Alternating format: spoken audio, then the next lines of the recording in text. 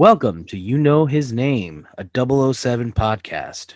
I'm your host, Tony Artiga, and I'm joined today by my co-hosts, John Morgan and Rick Rodriguez. This is a new 007 podcast where we get into everything Bond. John, Rick, really excited to get into talking about this first movie with you guys. Fucking GoldenEye, baby. You guys excited? I'm very excited.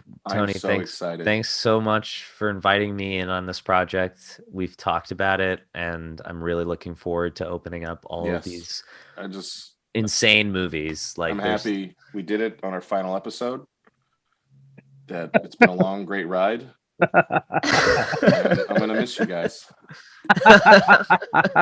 We're all going down with this ship, and I'm gonna go down playing. It's been a pleasure.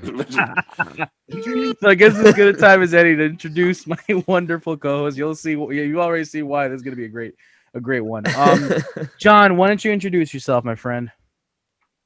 All right. Well, my name is John Morgan. I am a filmmaker and actor, producer, content creator. I'm out there on YouTube working with my good friend Michael Ray on Cinema Obscura, if you have a chance to check it out. And I've been working more professionally as an actor over the past 3 years. But besides that, I am a major film geek. I have a degree in film, and I have made it my life's work to know films the best I possibly can in and out. And yeah, that's one of the reasons why I was really excited to get involved in this podcast in the first place. And also because you two gentlemen, in my opinion, are really keen experts on these films. And I love talking to you guys about movies. It's just always so much fun. Man, they really love each other. That's what everyone's thinking right now. Just wait, guys. Just wait, everybody. And I fucking hate you. And I'll leave it among you both to figure out who I'm talking to. Well, you slept with my wife, so. Rick, why don't you introduce yourself, my friend? I'm Rick. I'm just not gonna be long. I'm just a big film fan, and James Bond is one of those series where even if I hate it, it's still James Bond. Jesus, this is the longest running series that's connected to itself in film history. Yeah, arguably. Maybe second possibly to the maybe there's some. Yeah, good point. Right. I think so. That's connected in the. I mean, God, how many Tarzan, Draculas, sure. Sherlock Holmeses, and stuff like that. Yeah. But that being said, I had a young love of James Bond. My uncle had quite a few of them recorded on tape. There used to be a thing called, the Bond marathons. You mean like that sticky stuff I put behind, paper? No. He's talking about VHS tapes back in my day. We used to watch films on large slabs of plastic. All right, we're gonna put you to bed now, Grandpa. Okay, I hated the war. No, and that's how I got introduced. I mean, I'd heard of him. James Bond was one of those characters where it was like when you're born and you just know who Robin Hood is, you know who Pocahontas is, right. You know who the Three Musketeers are. Yeah. He's a tall hero. It's just like, you just know. It's like, yeah, I know who Wonder Woman is. Have you ever read one? No? Like, you just know, When you're a kid, it feels like. Exactly, icon stuff. And I was lucky enough to first see the Connery ones in the sense of, ooh. Okay, it's like seeing the old recipe. Like, what's the original recipe? And that's kind of how I look at seeing those Bond ones. The first one I ever saw, though, was Living Daylights. And we'll get into that one day. But I was a kid. I was like, this is pretty adventurous. Anything adventurous. And James Bond epitomized adventure. He really did. I like the comparison of Sean Connery's original recipe, almost as if Sean Connery is the KFC of the Bonds. Lots of bitches. So I guess it's time. I'll introduce myself. My name is Tony Artiga. I am a graduate from the School of Visual Arts in the Cartooning and Illustration Department, class of 2010.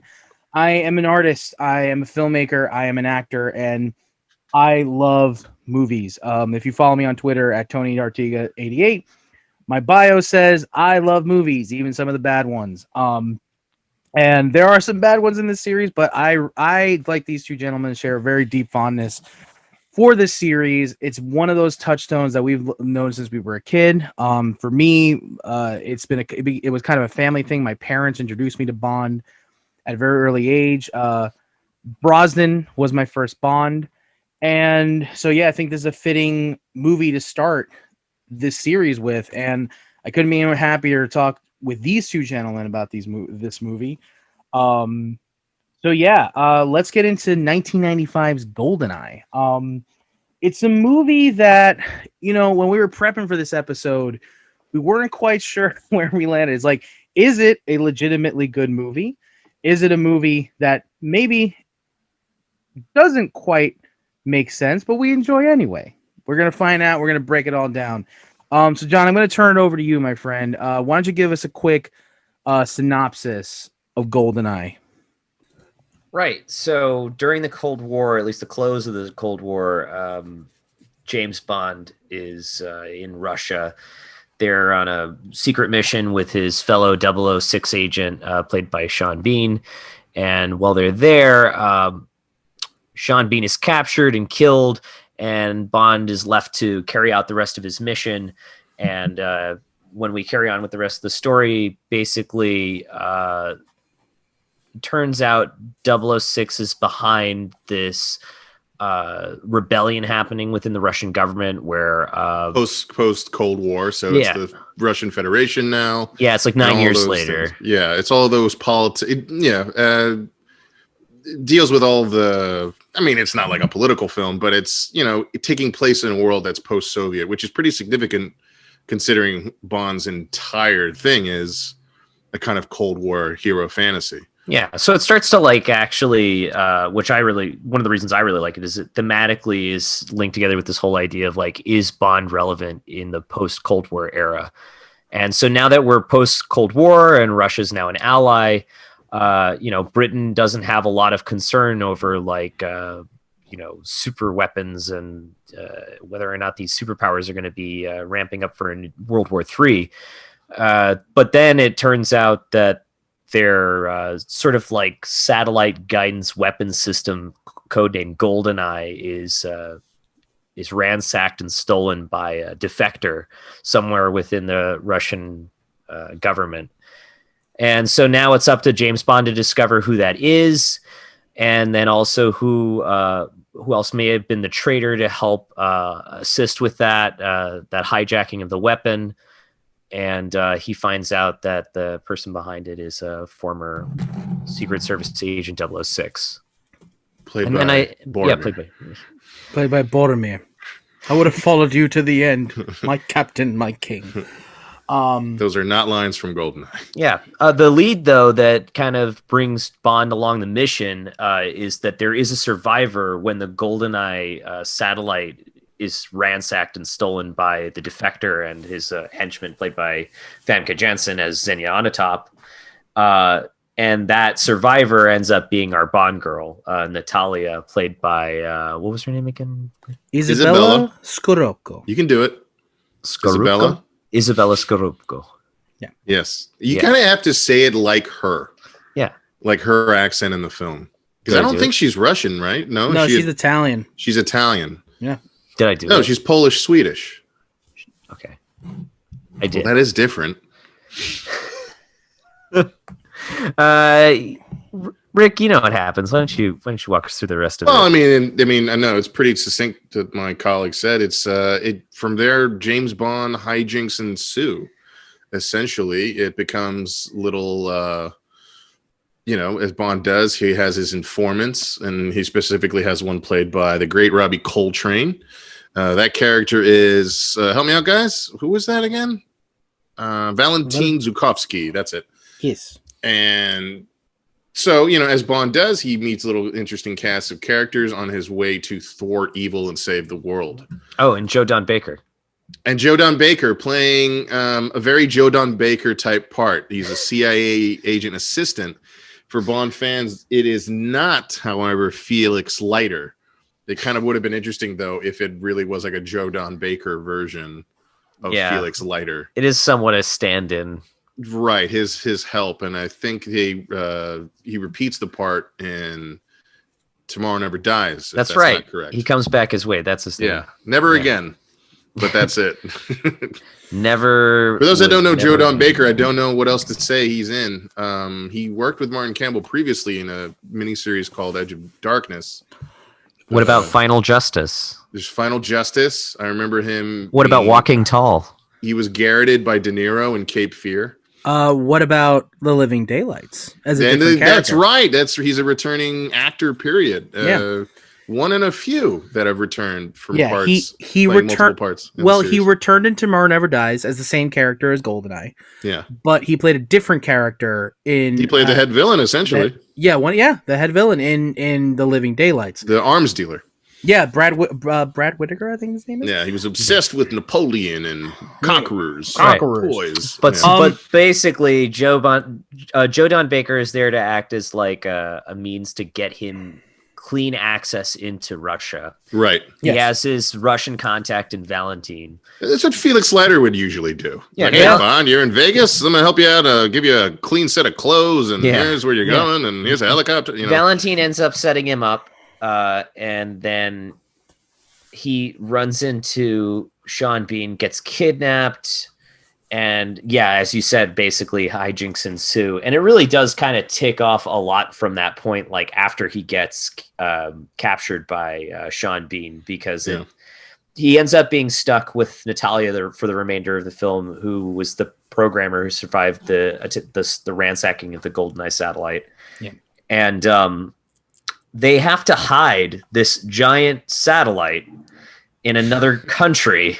So it ends up being Cuba, which makes total sociopolitical. Puerto Rico really sitting in for Cuba. Right, that's right. Yeah, they shot in Puerto Rico. Brazil. Oh, wait, I think it's satellites in Brazil. No, the satellite's in Puerto Rico. It's a famous, the Archibald or something like that satellite. In Puerto Rico. That ends up being the satellite. It's not a satellite. It's actually an observatory. Okay, but they use it as they double it as the dish. Yeah, for sure. Okay, with the satellite. Hey, why not? It's straight out of something you would see in a great big Bond movie. Yeah, I like the scale of that. It's really great. It gave me Volcano Lair vibes from You Only Live Twice. Very much. That's a very good comparison. I really like that. So to give the listeners just a bit of historical background on Alex Trevalion, he is a Lienz Cossack, and according to my research, the reparation of Cossacks occurred when Cossacks, ethnic Russians and Ukrainians who were against the Soviet Union, were handed over by British and American forces to the Soviet Union after the Second World War. So that repatriation was seen as a big betrayal on the part of the Cossacks, which does give a little bit more of a background as to why Alec Trevelyan has such a... He's so mad. Yeah, why he feels so as betrayed by the British government as he does in this movie. He's one of the first of what seems to be a continuing thing now with Bond, of former agent really mad at past. Gone rogue, betrayal. It's like Mission Impossible where the team has to go rogue. Yeah. In James Bond, there's a former agent who has gone rogue. Right. That's all. That's the only place they could have gone to in Skyfall. Sorry, I just have to mention that. As you will many times. Many times. That's the film we'll be discussing today. One of my favorite Bond films, but we're gonna get into it now. So James Bond is called to action after a skirmish in Soviet Russia with a counterpart named 006. And while they're there, they're trying to, I guess, what are they trying to do? They're trying to like recover some data or blow something up.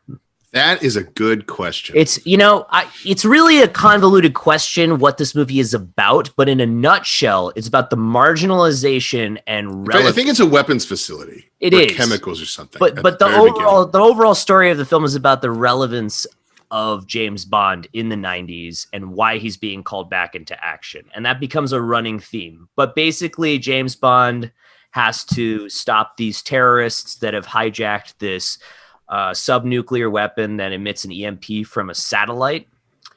It's a really controversial weapon, and one of the earliest times that an EMP is explained to us in a movie, by the way. And now that this weapon has been hijacked by these terrorists, these factionists, he needs to get to the bottom of who they are, where the GoldenEye is located, and how they can disarm it and hopefully control it. Then James Bond realizes that the person he's after is actually an ex-MI6 agent, 006, who went on the initial mission with him at the beginning of the story. So it has a sort of redemption sort of plot line where James Bond is trying to redeem himself for losing the life of his compatriot in the line of duty. And also he's trying to find relevance in the 90s. There's always discussion about the 90s and why Bond is there. We also get the introduction of M. The new M, played by Judi Dench, which we'll talk more about. But there's a lot of things that go on in this movie. Who is fantastic. All right, so what we're gonna do is we're just gonna have a quick rundown of how we each individually feel about the movie. Might as well John. Let's start with you since you gave us such a wonderful synopsis. Can I just deflect and give it to someone else? Because I feel like I just completely stumbled over my words just explaining what this movie is. Because it's really hard to describe. Well, Tony, why don't you go? I mean, okay, fuck you. You go, Tony. All right, sure. I mean, I broke down the synopsis. Well, I mean, the basic plot is established. I mean, it's all right. It begins during the Soviet era, so it's kind of a classic Bond in a mission fighting the Russians. Yeah, type it's thing, just, and then when it gets to the '90s thing that John talks about. All right, so it becomes about like a lot of action movies of that era dealing with post Cold War stuff, Yeah. So awesome. So GoldenEye, it's one of my favorite Bond films. It is definitely my favorite of the Pierce Brosnan films. So we'll just get that part out of the way, the obvious part. I think the movie's great. I think it holds up remarkably well for a movie, for an action movie of the mid '90s. I don't feel like it drags at all. I was very taken with not just the historical allusions that it makes with the Lienz Cossack and Alec Trevelyan's backstory, who is 006 in this movie. But I was also the villain, the villain. And I also really love the nods to Roman mythology with Janus, the two-faced god. I think it's a movie that is, in a weird way, is a lot deeper than I remember it. But in a lot of other ways, a lot more surface. I am not the biggest fan of the score. I think most fans of this movie tend to agree that the score is the weakest part. But other than that, I think it was a great intro for Pierce Brosnan's Bond. And I think that it's probably one of the best cast Bond films, which is something that John brought up to us when we were kind of talking about doing this. And I can't think of anything that's really a turnoff in terms of story, in terms of plot, in terms of action pieces. I absolutely love this movie. Oh man, I'm gonna have so much to add to that. I mean, we have so much more open discussion to get into, but I guess we're just doing first impressions, right? Yeah, for sure. Okay. Obviously, if we get into the nitty gritty, they're going to be things that, oh yeah, that kind of doesn't make sense. But it's just, but an overall impression, there's nothing that sticks out that takes me out of the story. You know what I mean? Right. It's all stuff. You overall, you like the movie. Oh, I love it. So, Rick, why don't you give us your impressions of the movie? Oh, I think it's boring.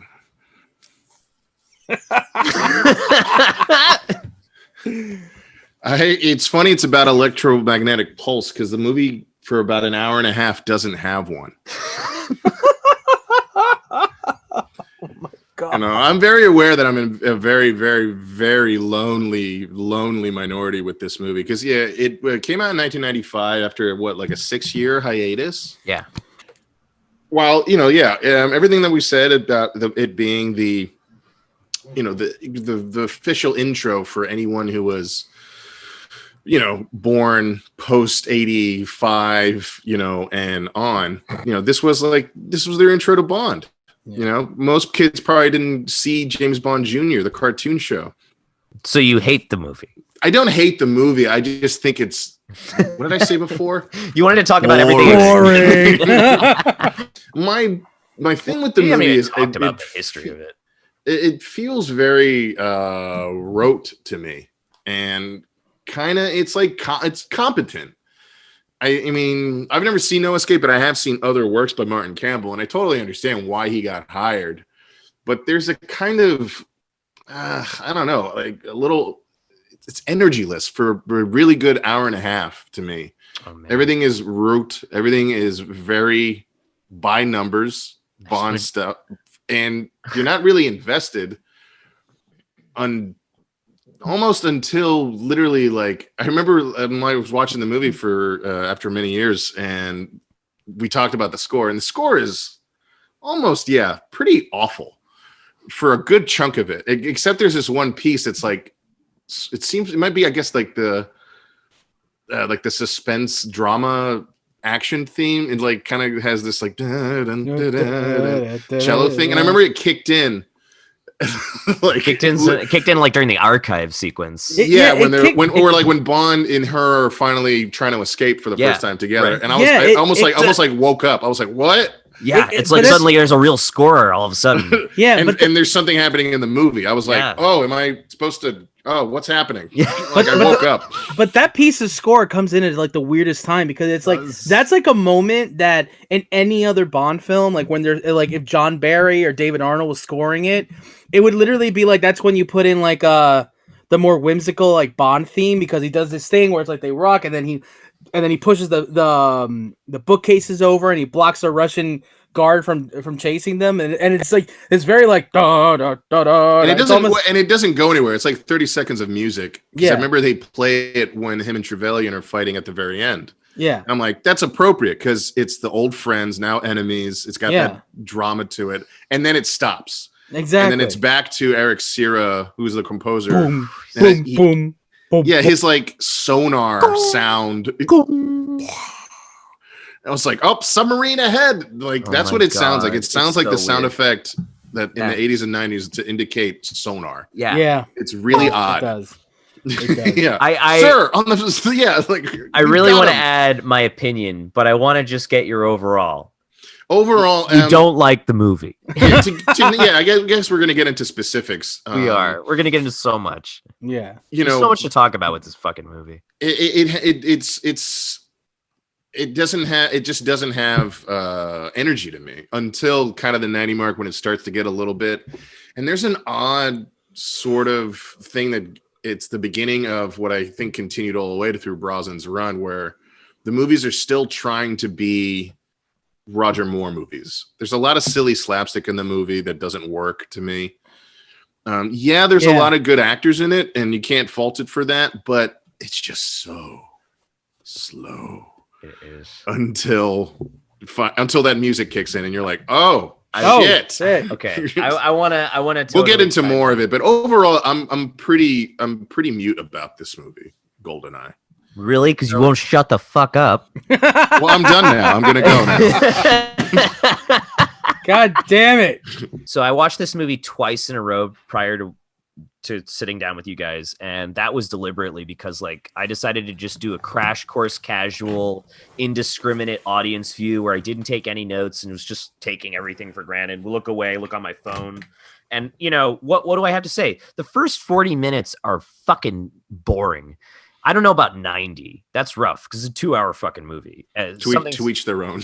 Some things got to. We can talk about. We can talk about why. But yeah, obviously the reason why you continued watching the movie, Rick, was because it was your homework. But I think I don't think genuinely. I would have turned it off. We'll talk more. Overall impressions, guys. Overall impressions. I'm going into it, right? So after my first initial, crash bang sideswipe viewing, I was like, it was good, but I don't really remember it. And then I sat down and really watched it, and I got to watch it on my projector, and I, really was appreciating all the little minute details and things that, the director was doing to make it a really worthwhile experience, and paying a lot more attention to the plot.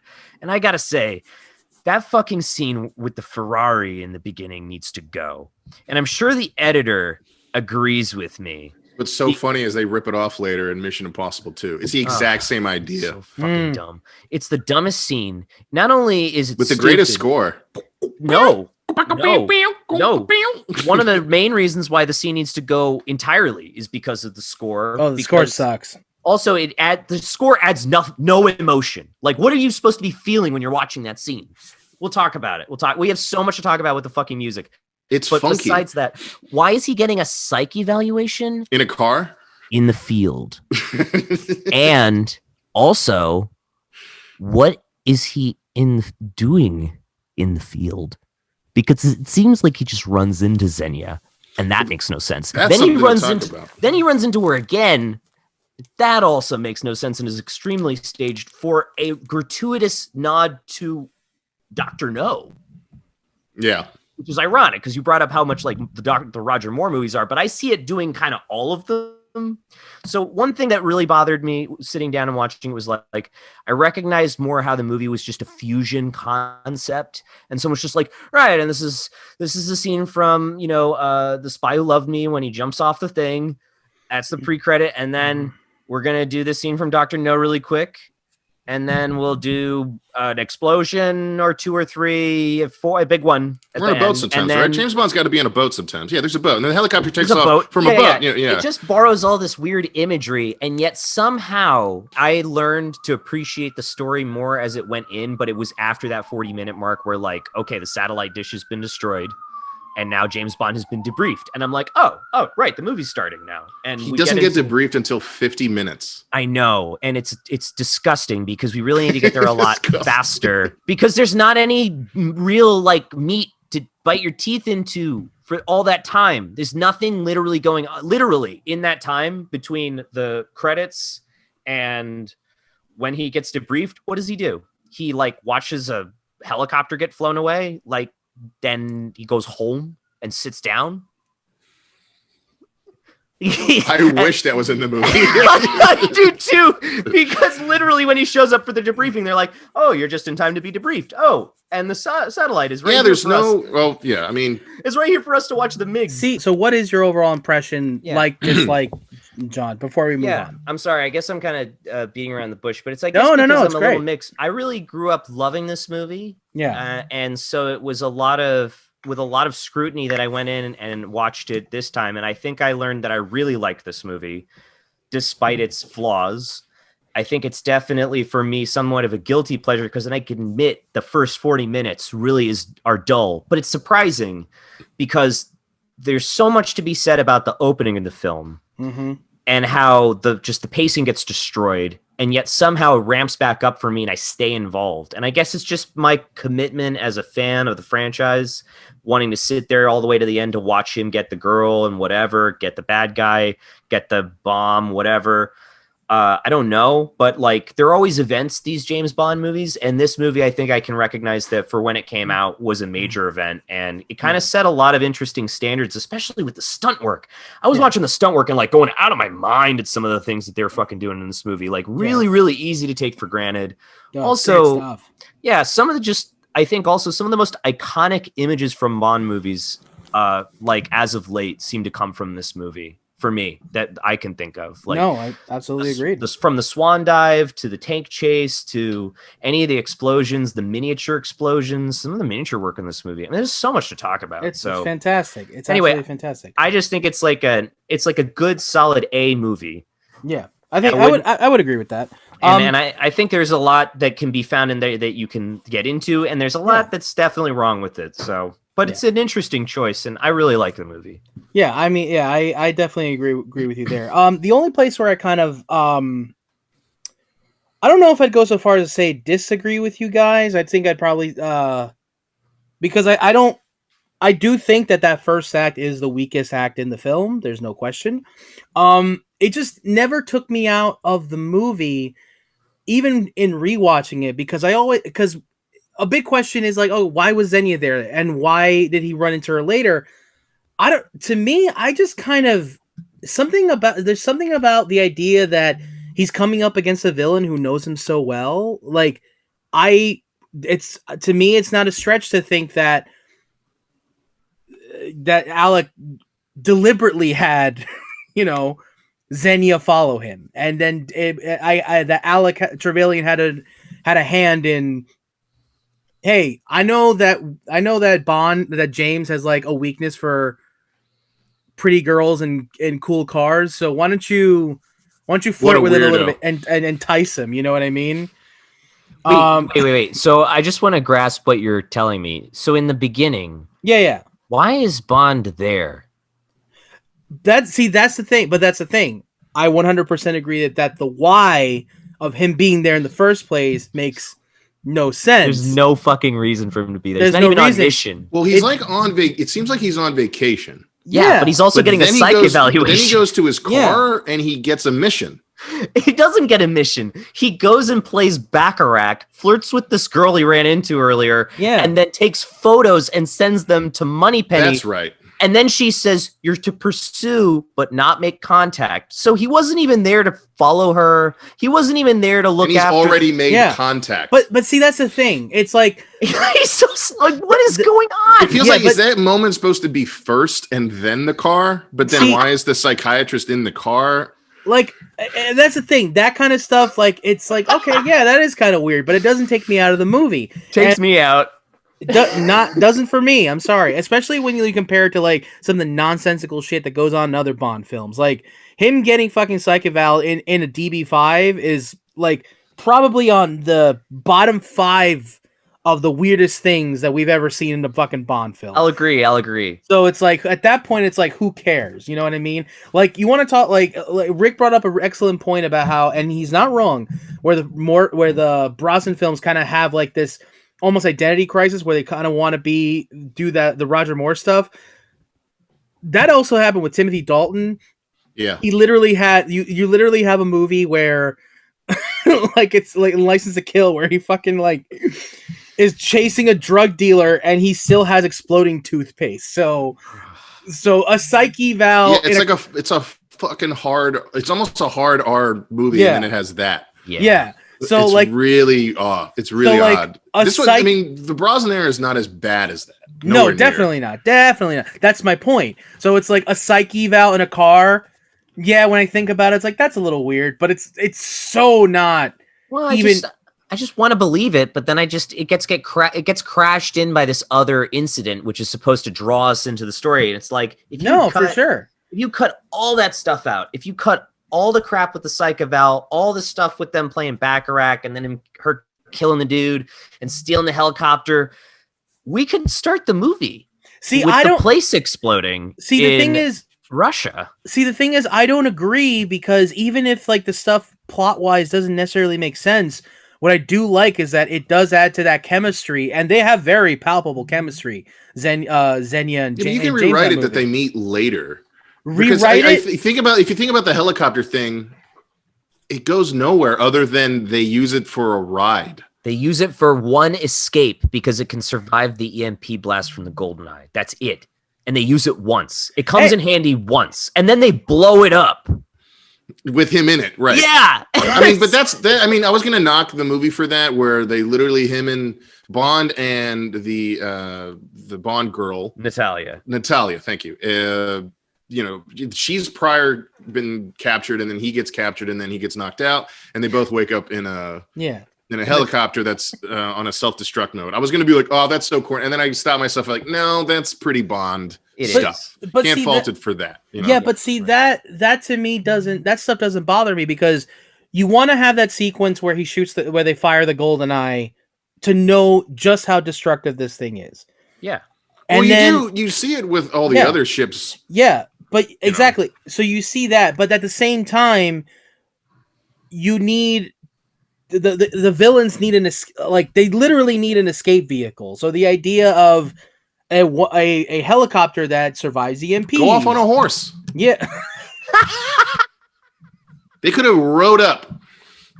It would have been really cool. Rick? It probably would have been. Yeah, no, Rick. Why not? It's snowy out. It's so clever. It's actually snowy out. They kind of. I mean, literally later on, when Natalia escapes, she runs into dogs. Yeah, it's just contrived. The whole. Like they literally could have rode up and been like. I mean, like they fucking ride all the time in Russia, right? Am I right? Yeah. I don't know.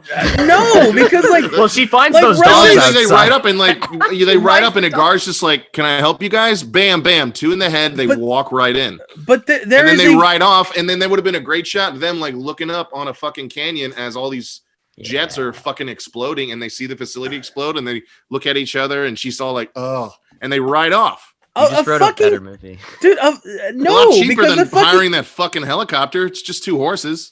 But like a fucking horse. Like, are you kidding me with this shit? Like they would have. Why is that so corny? I like it's that. not that it's corny. It's that, like, it makes no sense when it's that fucking cold out. And yeah, you have dogs there, Why but not? those horses would have been like horses tauntauns and hot. They would have been fucked. Horses can take cold. Yeah, they You can. And at Put the same blankets on. time, it's not just that the vehicle needs to get them away and isn't susceptible to an EMP that is not vulnerable to an EMP. Is the fact that they have to get a very far distance to their next like base or whatever, which is why they would need something like a helicopter that all the time. Yeah, that's ambiguous. It doesn't matter. A cut. They've made it to wherever they're going. They get to another vehicle. Whatever. You don't need it. You just know that they got out and they succeeded in establishing GoldenEye. I'm on the same page. I think what we're talking about is that there's a lot of fat in that very bloated first act. I agree. And listen, the thing is, it's not that I necessarily disagree with the issues you guys have. I do see them. They don't take me out of the movie, but I do see them. I think ultimately where you disagree is where we would fix it. John's going to be with you on the second half of the movie. That's where I'm alone. Yeah. So let me just get this out, because like the whole thing with the helicopter, my problem with the helicopter isn't the intro and the why they steal it. It's the fact that they steal it, they don't do anything else with it. Should we say why it's stolen? It's set up because GoldenEye is an nuclear electro pulse thing. Yeah, it's an EMP weapon. As a matter of fact, like that whole moment at the end of the movie where she literally like has this guy like at LA and she saves Bond while he's hanging from the edge of the fucking satellite after like he drops Alec, and she's got one of the hench guys like at Spoilers.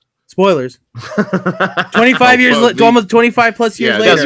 You've had time, folks. Yeah, so like, but she kidnaps one of the henchmen by gunpoint on a helicopter to escape, presumably.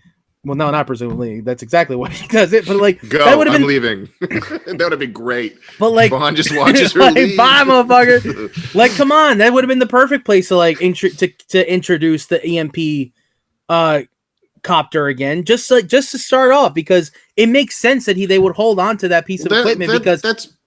Go ahead. Sorry, finish up and out. But it would make sense that they would hold on to that copter, because if they're gonna use the EMP weapon over and over and over again, it makes sense to have that in their arsenal and to keep that in their arsenal. My issue is that they got rid of it so quickly, not that they introduced it or they needed it. That's a fair point. I think because they don't really utilize it other than for that initial mission. Agreed. That I go, what's the point? Had they then followed up with it and had it be a major set piece later on, that's different. Yeah. But that to me is a big problem with the entire movie. You previously said that like, oh, it's kind of cool that Trevalion kind of knows who Bond is. I'm like, why? Because he knows that Bond's going to point a gun at him and then not shoot him. They never do anything with the fact that the two of them have worked together presumably for so many years. Not to mention Trevalion is such a fucking child. He's like wah at Bond. I get him being mad at the British, but like he's just like, yeah, I knew you wouldn't fucking help me, man. And it's just like, yeah, why the fuck would he? Like he thought you were with him on the side of England. Yeah, you also told him to blow it all to hell. Yeah, you also encouraged and rooted for him to do so. So shut up. And so I feel like they don't actually follow through on him being like a real nemesis. You know, I think that's because of Sean Bean's presence, and he is a good performer. A lot through the years has been made about how amazing Trevalion is as a character. And watching it this time, I was like, I don't see it. He's just a generic, yo, man, you left me to die in Nam. Now I'm mad at you. Fucking character that we see a million times in the 80s and 90s. Well, yes, he's a vengeful little baby. But like that became a working trend though from the 90s on, about these whole like revenge plot lines. It just became nonstop. Absolutely. Agreed. Yeah and I'm not knocking it for that. It's just more like it's just not special. Yeah. So why is this movie special? The weird thing is he doesn't seem to have any kind of ideological edge. That's what makes it. Well, they end up by the end Hans Grubering him. Yeah They're just a thief. He is, and that's the I problem. said the line. I was like, I'm an exceptional thief. I wanted him to just turn around and just rip off Die Hard dialogue. Yeah, it would have been nice if he owned up and was just like, yeah, but I'm not going to just be a thief. I'm going to be the best thief. Yeah. Bitch. And, I had my whole culture stolen away from me by England. And this is me getting payback is stealing it all from the world. Yeah, he kind of needed a more sinister, nefarious quality to him. Well, he lacked that. Yeah. Well, that's the thing. It's one of those things where the character is made special by the performance.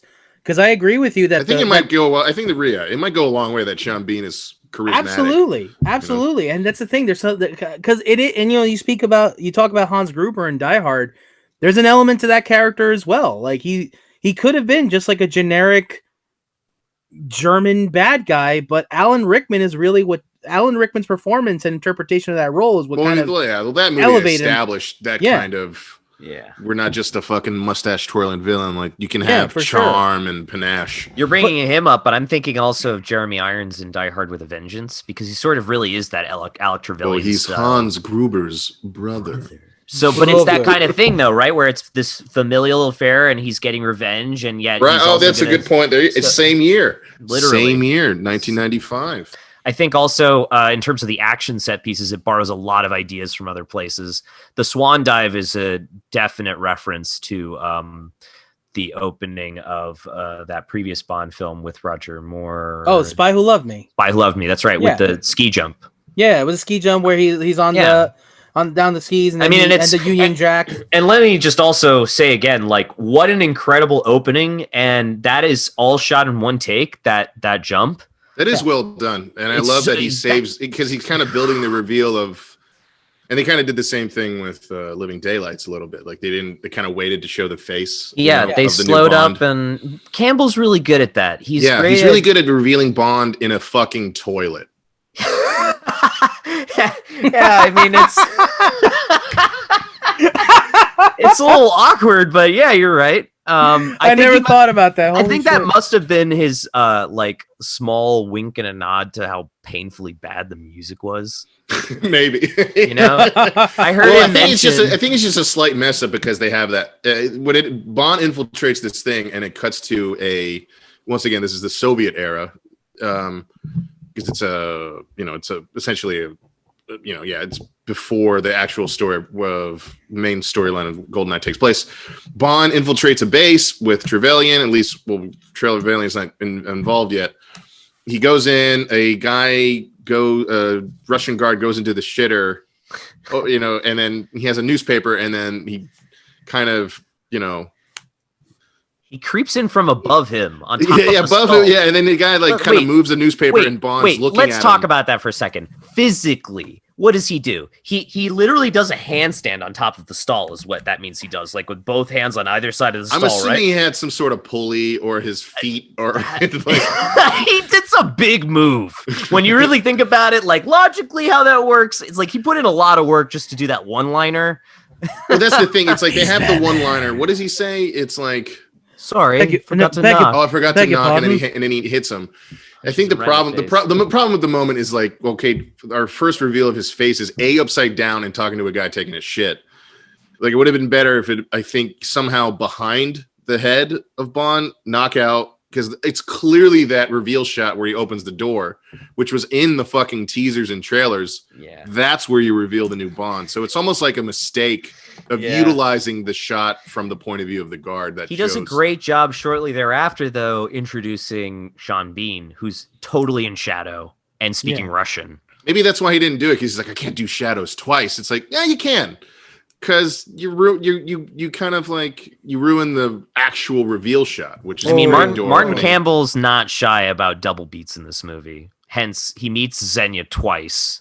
Shit like that. Like he never really you can tell he never scrutinized the script and was just like, well, I don't understand. He's probably a bit. I mean, like all these Bond movies at that time, and I'm sure still actually, these are behemoths. I mean, good God, like the logistics, so many hands, the beats that they've got to hit, they feel they have to hit, and especially later in the movie, there's like redundant stuff with the girl Natalia. She's like with him for the adventure. She's like, yeah, we're going to go to Cuba, right? Like to stop the bad guys.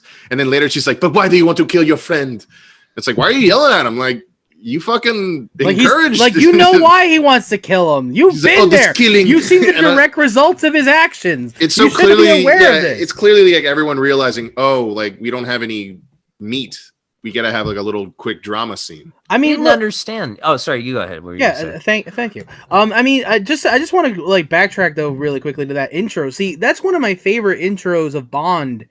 Period. That's shot because I thought that there was something really cool, especially when you juxtapose it later with, which we'll talk about in the next episode a little bit more.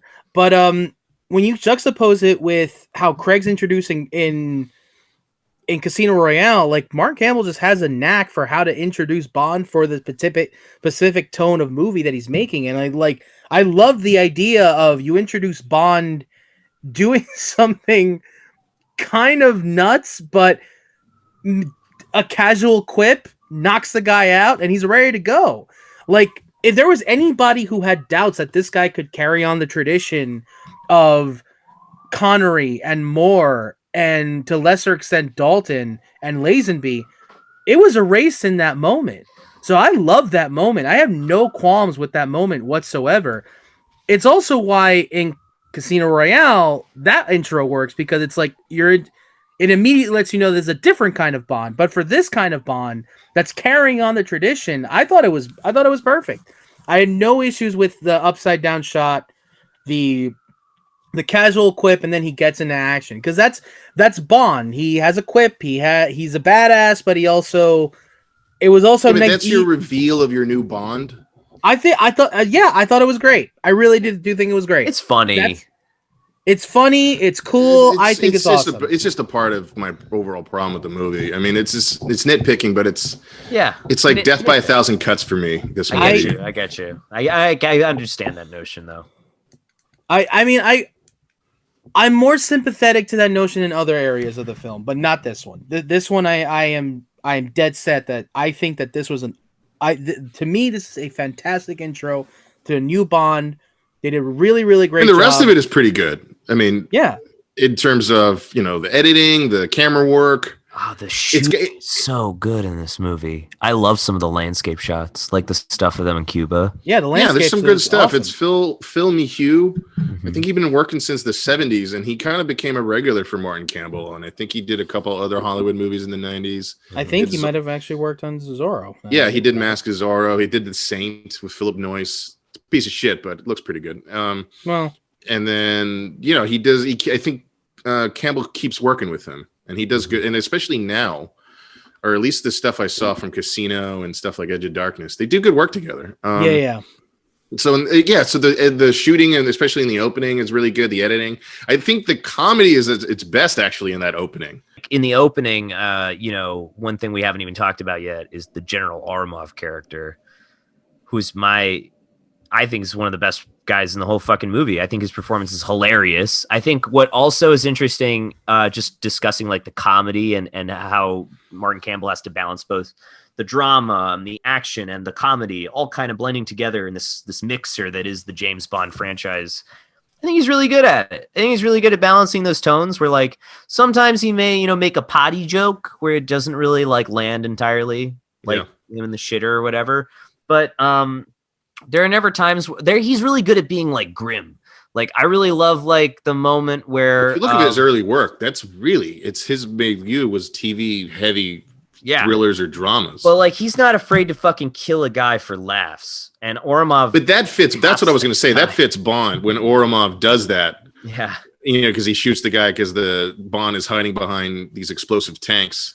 And he's just like, the fuck? And he kind of gives him a look of like, the fuck? And he just shoots him. That's good Bond humor to me. That's kind of throwback. Yeah, I mean, that is fantastic stuff. That's good stuff. That's good Bond stuff. See, I think Oromov is probably one of the more underrated villains in the Bond canon. Because, once again, I think the whole movie could have used him. Yeah, I think they could have used more of him. Actually my favorite moment of his is actually, it's a very small one, but it's when he's back in Russia, explains what happened in Severnaya. And he's like, so I tender my resignation. Oh, and it was just the way it was handled. It's like, there's of course now I totally buy this guy's able to be like the best double agent in the fucking world for Russia and for this other guy. And the way he kind of like has a small but very subtle reaction when he finds out that someone else survived. Oh, I thought it was only that one person. Like, then we will investigate immediately. And it's just like, oh fuck. But he doesn't betray at all a moment of, oh shit. Well, I think God. I think he's definitely aware that he's kind of being found out in that lie. That he assumes that it's these Siberian he's separatists. talking to the minister, right? And that's played by the French actor Checky Cario. Oh, I loved him. Yeah, if you guys look that up, he's in 1,000,001 movies. Yeah, many of you probably saw him in the original La Femme Nikita. Mm-hmm. He's in the Roland Emmerich movie The Patriot as the French character. He's just in a crap ton of movies, and he's really good. He's very good as an actor. What's his name again? Checky Cario. Checky Cario. I'm looking for him. Oh, I see. Yeah, right. As Dimitri. He's right behind you. Dmitry Mishkin. I really. What was I going to add? Oh, okay. So I really loved Ourumov in the film. I think he's my favorite character in the whole movie. I know I'm kind of spoiling that, but you know, like he really is to me, and I like the ways that he is utilized, especially when dealing with Dimitri, and especially when he shows up at his interrogation and he interrupts and he says, like, "Do you even know who the enemy is?" And then he steals the gun up and shoots the guard and shoots him really fucking fast, and then stages the whole scene and like disarms all the bullets out of the gun and passes it to James Bond. It's awesome. It's a really great moment, and I also really love him most of all when they're in the middle of the tank chase, and he's just telling the driver what to do, backseat driving the whole way, and like drinking his flask, and seeing Bond just like crashing through buildings and cars and people and not giving a shit, and he has that really awesome line where he says, "Use the bumper. That's what it's for." And he's just fucking. They start plowing through people. I mean, it's fucking hilarious.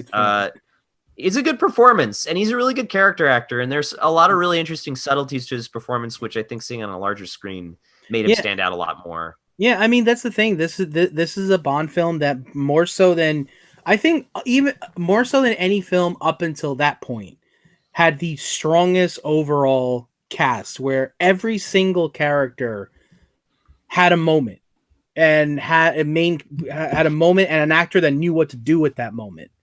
You know, because there are examples in other Bond films where, you know, Britt Eklund in Man with the Golden Gun, for example, like there are just moments where like, oh my God, Ursula Andress would have knew exactly what to do with this, or, you know, Honor Blackman would have known exactly what to do this, and like you kind of don't have a clue. But there's nothing in that in this cast. Like Isabella, I want to pronounce her name right, Skorupko. Natalia, just call her Isabella Scorpio. So that's not correct. I think it's Isabella Scorupco, right? Scorupco, yeah, an Italian actress. But her Natalia is, I there's everything. I think she does such a great job in that film. I think that, and then you have Famke, as we've already talked about, Zenianatop, and then Ourumov. But there's not one. Famke Janssen is a fucking star in this movie. She's so good. Yeah. She is so good, and it just makes me all that much more upset that they fucked up the Dark Phoenix saga in X-Men 3. But we're not going to get into that. Let's not, because they. I don't like how she dies. I mean, it makes sense. I get it, but I don't know. I would have rather they saved her for another feature, but I don't think they realized how good she really was. I mean, maybe not. I thought she was fantastic, and I thought there was something about the whole lust murder angle to her that was so out of left field, but also so quintessentially Bond. Yeah, she's the one person that gives the movie a pulse of that kind of excitement of the old Bonds. I know we all disagree, but I just have to reiterate, like, I just feel like this movie is workmanlike. It's just directing. I don't disagree with that. It's just directing traffic, and so I don't feel like that kind of exuberance. You're right, though. See, I don't agree that it's a workmanlike movie. I really don't. I think before you go any further, this movie was made in 3 months.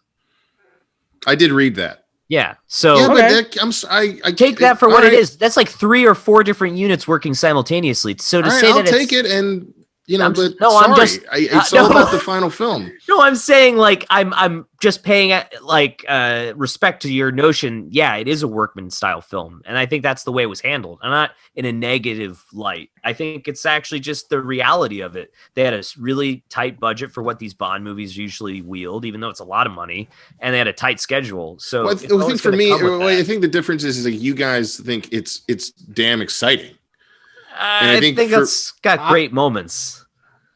well, Tony thinks it's. I mean, yeah, Tony I loves do. the movie, so I think I do. it's just the thing where for me, the particular style pace is it's pretty damn mundane for me, especially for a Bond movie.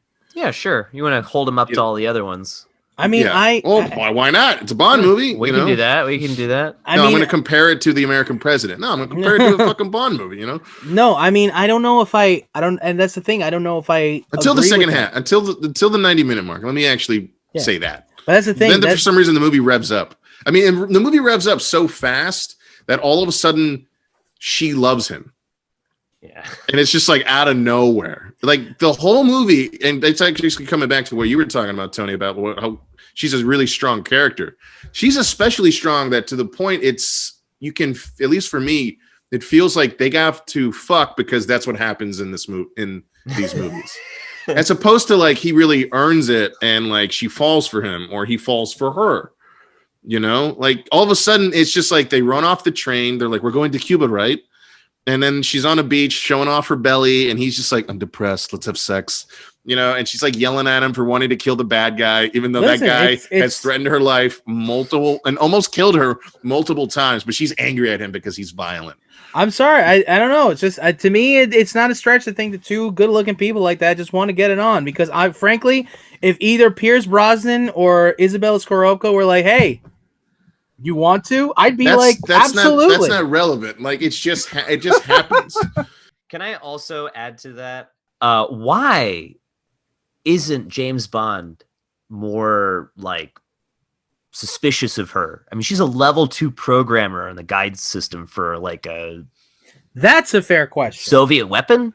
And she's just like, it's hard for coders to find work in Russia, you know? So you work for government. So what if government corrupt and you're part of Star Wars? Who care? You know, like the other really ridiculous thing is that the defense minister didn't know that there was a second GoldenEye satellite after they destroyed the first one. Why? Well, it's Russia. Well, we just had another one. I didn't know. And also, it's really hilarious that Dmitry brings that up with Oramov and says, so we do not have another GoldenEye satellite. And he's like, I assure you no. And it's just like, why are you asking him that? But here's the thing. I don't want everybody thinking that like I excuse every single aspect of this movie. There are certain parts of this movie that don't bother me. There's certain parts of the movie that I will absolutely defend. But there are things that when I think about it, like that kind of makes no sense. Like, for example, his whole, I'm led to believe that he's pursuing Oramov and that because he still feels guilty about his friend dying, and then he finds out that his friend is alive, and he's just kind of like, well, fuck you. And it just see that scene. Yeah. See, that is a moment where I feel and the only reason it works at all is because Brosnan and Sean Bean are so electric. But that is that's a character out of nowhere thing that happens in this movie that bugs me a lot more than anything having to do with Natalia Simonova. Yeah, exactly. The coupling. Because it's like, because you think that, holy shit, my boy's alive.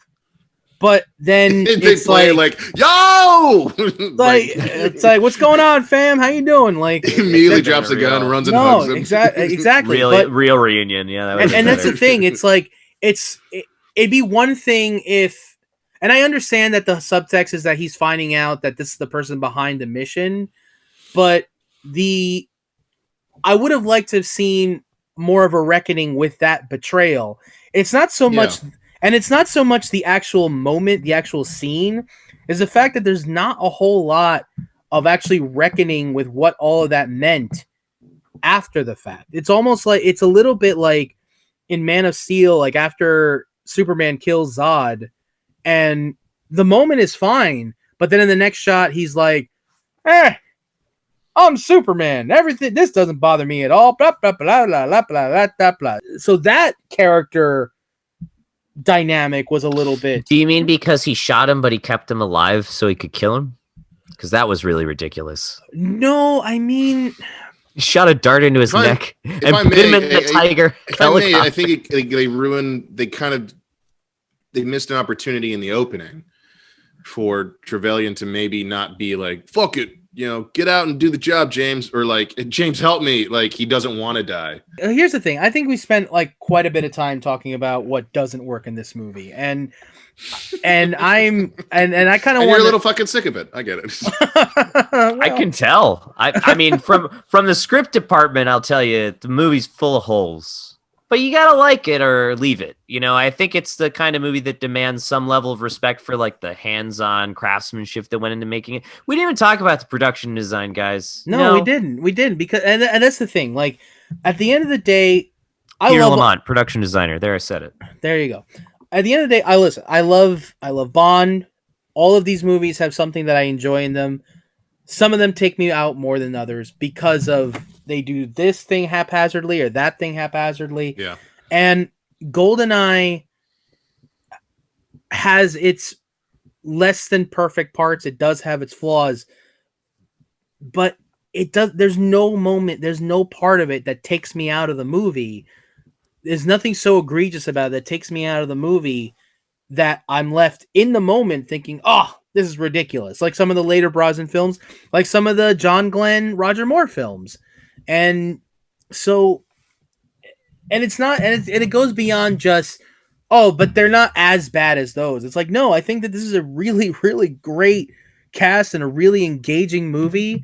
And that it's a testament to how much love and passion the production designers and the stunts people and the cast and the director put in, that I'm able to overlook some of the more weirder moments because they make it work. Part of the reason, honestly, Rick, like a part of the reason why I don't question the Natalia Bond dynamic, or the reason that the Trevalion Bond dynamic doesn't bug me as much as it would in another film, is because these actors do such a great job in engaging me.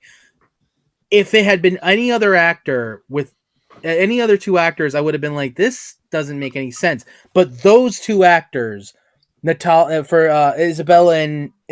and Pierce, respectively, make me buy into that. You know what? This would happen. I don't question it.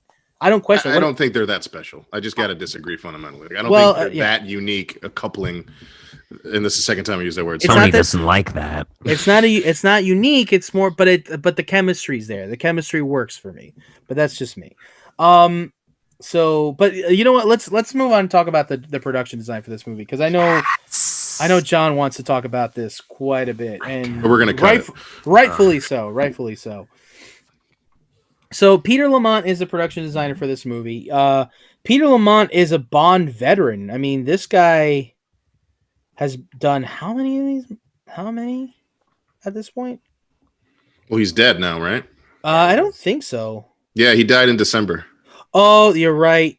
Rest in peace, Peter. Yeah, he really is like an incredible. I mean, he did Aliens. He did Titanic. Yeah. I mean, this guy. True Lies. Yeah, he did stuff with Cameron, right? He's just so fucking good. And I cannot get over how incredible the production design work in this film is from beginning to end. Like, the movie has some of the most incredible sets, I think, out of any of the Bond movies in the whole franchise. Yeah. And it compares really well. It's in the tradition of a series that really established. Yeah, and it compares production for action movies. Absolutely, which was Ken Adams. And it's. I was going to say that exactly. It compares so well to Ken Adams' work in Goldfinger and From Russia with Love, with like really, using the mid 20th century modern aesthetic, and then also integrating like scale, like not afraid to do like the GoldenEye rooms have like a lot of presentation to them, when just getting the key and the doors open up on the eye, and then there's the little dish with the keys that look like eyes, and the thing that looks like everybody. I mean, like the big giant long table in Thunderball. That's what everyone spoofs when they do a spoof of Spectre. It's just that big giant room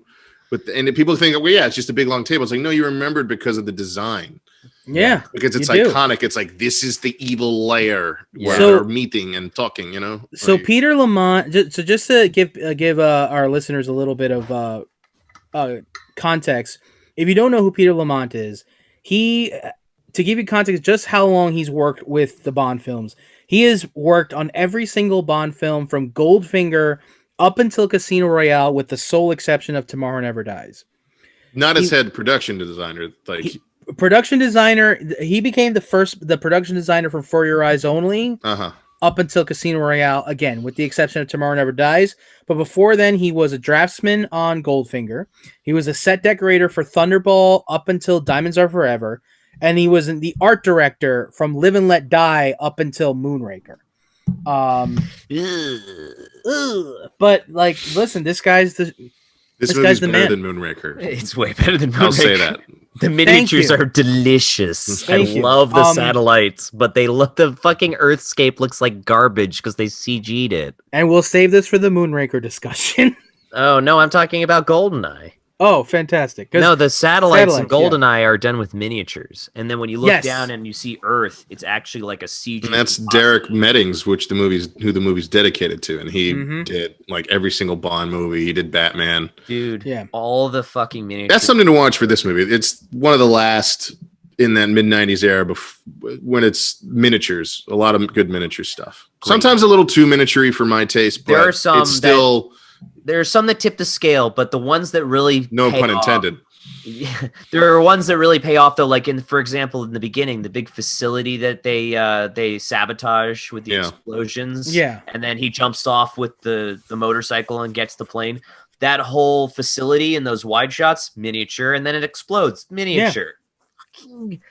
Great. It's so good. It's like so a 7th scale miniature too, so it's large scale, which is why those fire effects work so well. It's just something that I think today, I mean, I was looking at the credits and I was just so surprised. It was just a small team of maybe like 50 people. Yeah, that whole unit. Yeah, and I just think it only it emphasizes even more why I think filmmakers really do prefer to do things in camera, because of the consistency that you get for the most part. For sure. And I have a photographed image. You know? Yeah, and I also have I started having a lot more respect for the miniature work in films in general after I watched like the documentaries on the Lord of the Rings films. Like the work that it goes into micro detailing and making sure that it's big enough that it reacts to the light, and the kind of cameras that they use to make sure like the whole thing to make it look like it's a sweeping, the work that it goes into making it look like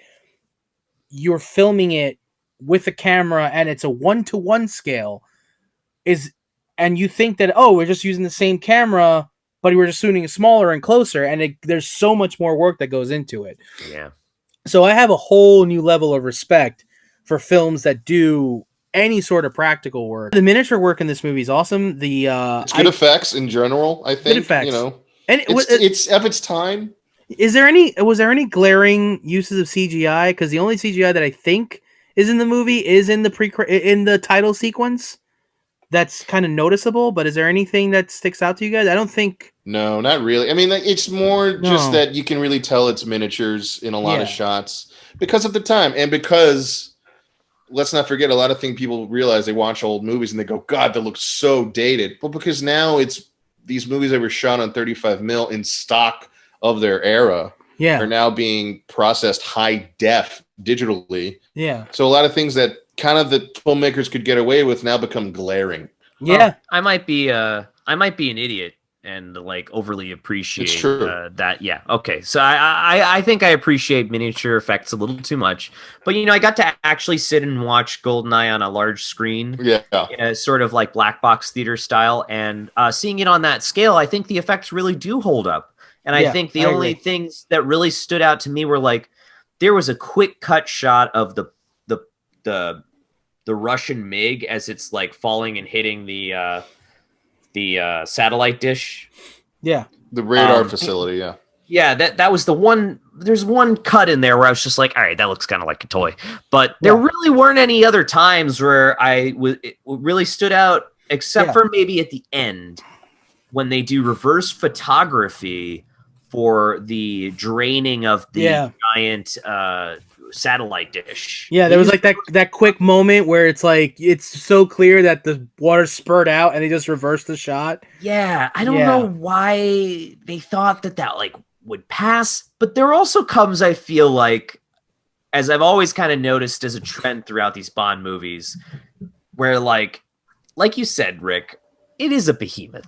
It's just it's like an army of people running around scrambling to make sure that the fucking gun is there in time for the shot, you know? And then and then they get it, and they manage to get it, and thank God Pierce Brosnan had his fucking earplugs in, or else he'd lose his hearing during that take. And you know, they just managed to get away with things. And if they can get it in one take, they fucking will. That draining shot. Oh yeah, it's reversed. Yeah, because it's reversed. I'm wondering if maybe when they tried it, let's just drain it, and it looked that much more dumb if they just sped it up, because it would take forever to drain in movie time, to drain that whole thing. And just being the Bond was like, yeah, but I guess maybe they just thought it wasn't really like interesting to look at, to see the drain just go inward. But also, I was talking to Saskia when we finished watching the movie. She said maybe the effects team just forgot to get the shot, and I think that's totally plausible. Oh, that is plausible. Maybe they just like shot the whole thing like filling up, and they're like, okay, we did it. And they've finished. Fantastic. And then they're like, well, what are we going to do about it? You know, they're like, we'll reverse it. And then they went into post and they're like, we'll just reverse it, huh? Now look. Assholes. Well, there's some cheats like that actually in the movie. Funny you mentioned that. There's a moment, it must be my favorite action scene, because it's like the one I'm remembering because of the music. When they're running away. The archive scene, yeah. And they're running. He's on a second level on grates, yeah. And then the soldiers are beneath him running, and they clearly do a kind of geography cheat, because then it cuts to Bond. You know, he pans over and shoots, and it cuts to the guy being shot in the lower level, but there's no grate between them. Yeah, so it's clearly a fucking. All right, Pierce, turn fire. Yeah. Second unit, get the shot of the guy getting shot. Exactly. Okay. Of course, you're not going to notice that regularly watching the movie, but we're nerds, and this is not my first time watching GoldenEye, so it became very like, oh well, that's weird. I guess the assumption there in that moment in the editing room, especially, is just like you're firing an AK-47 within about like 4 feet of someone. Who cares if there's any gratings in the way? Or you just don't have.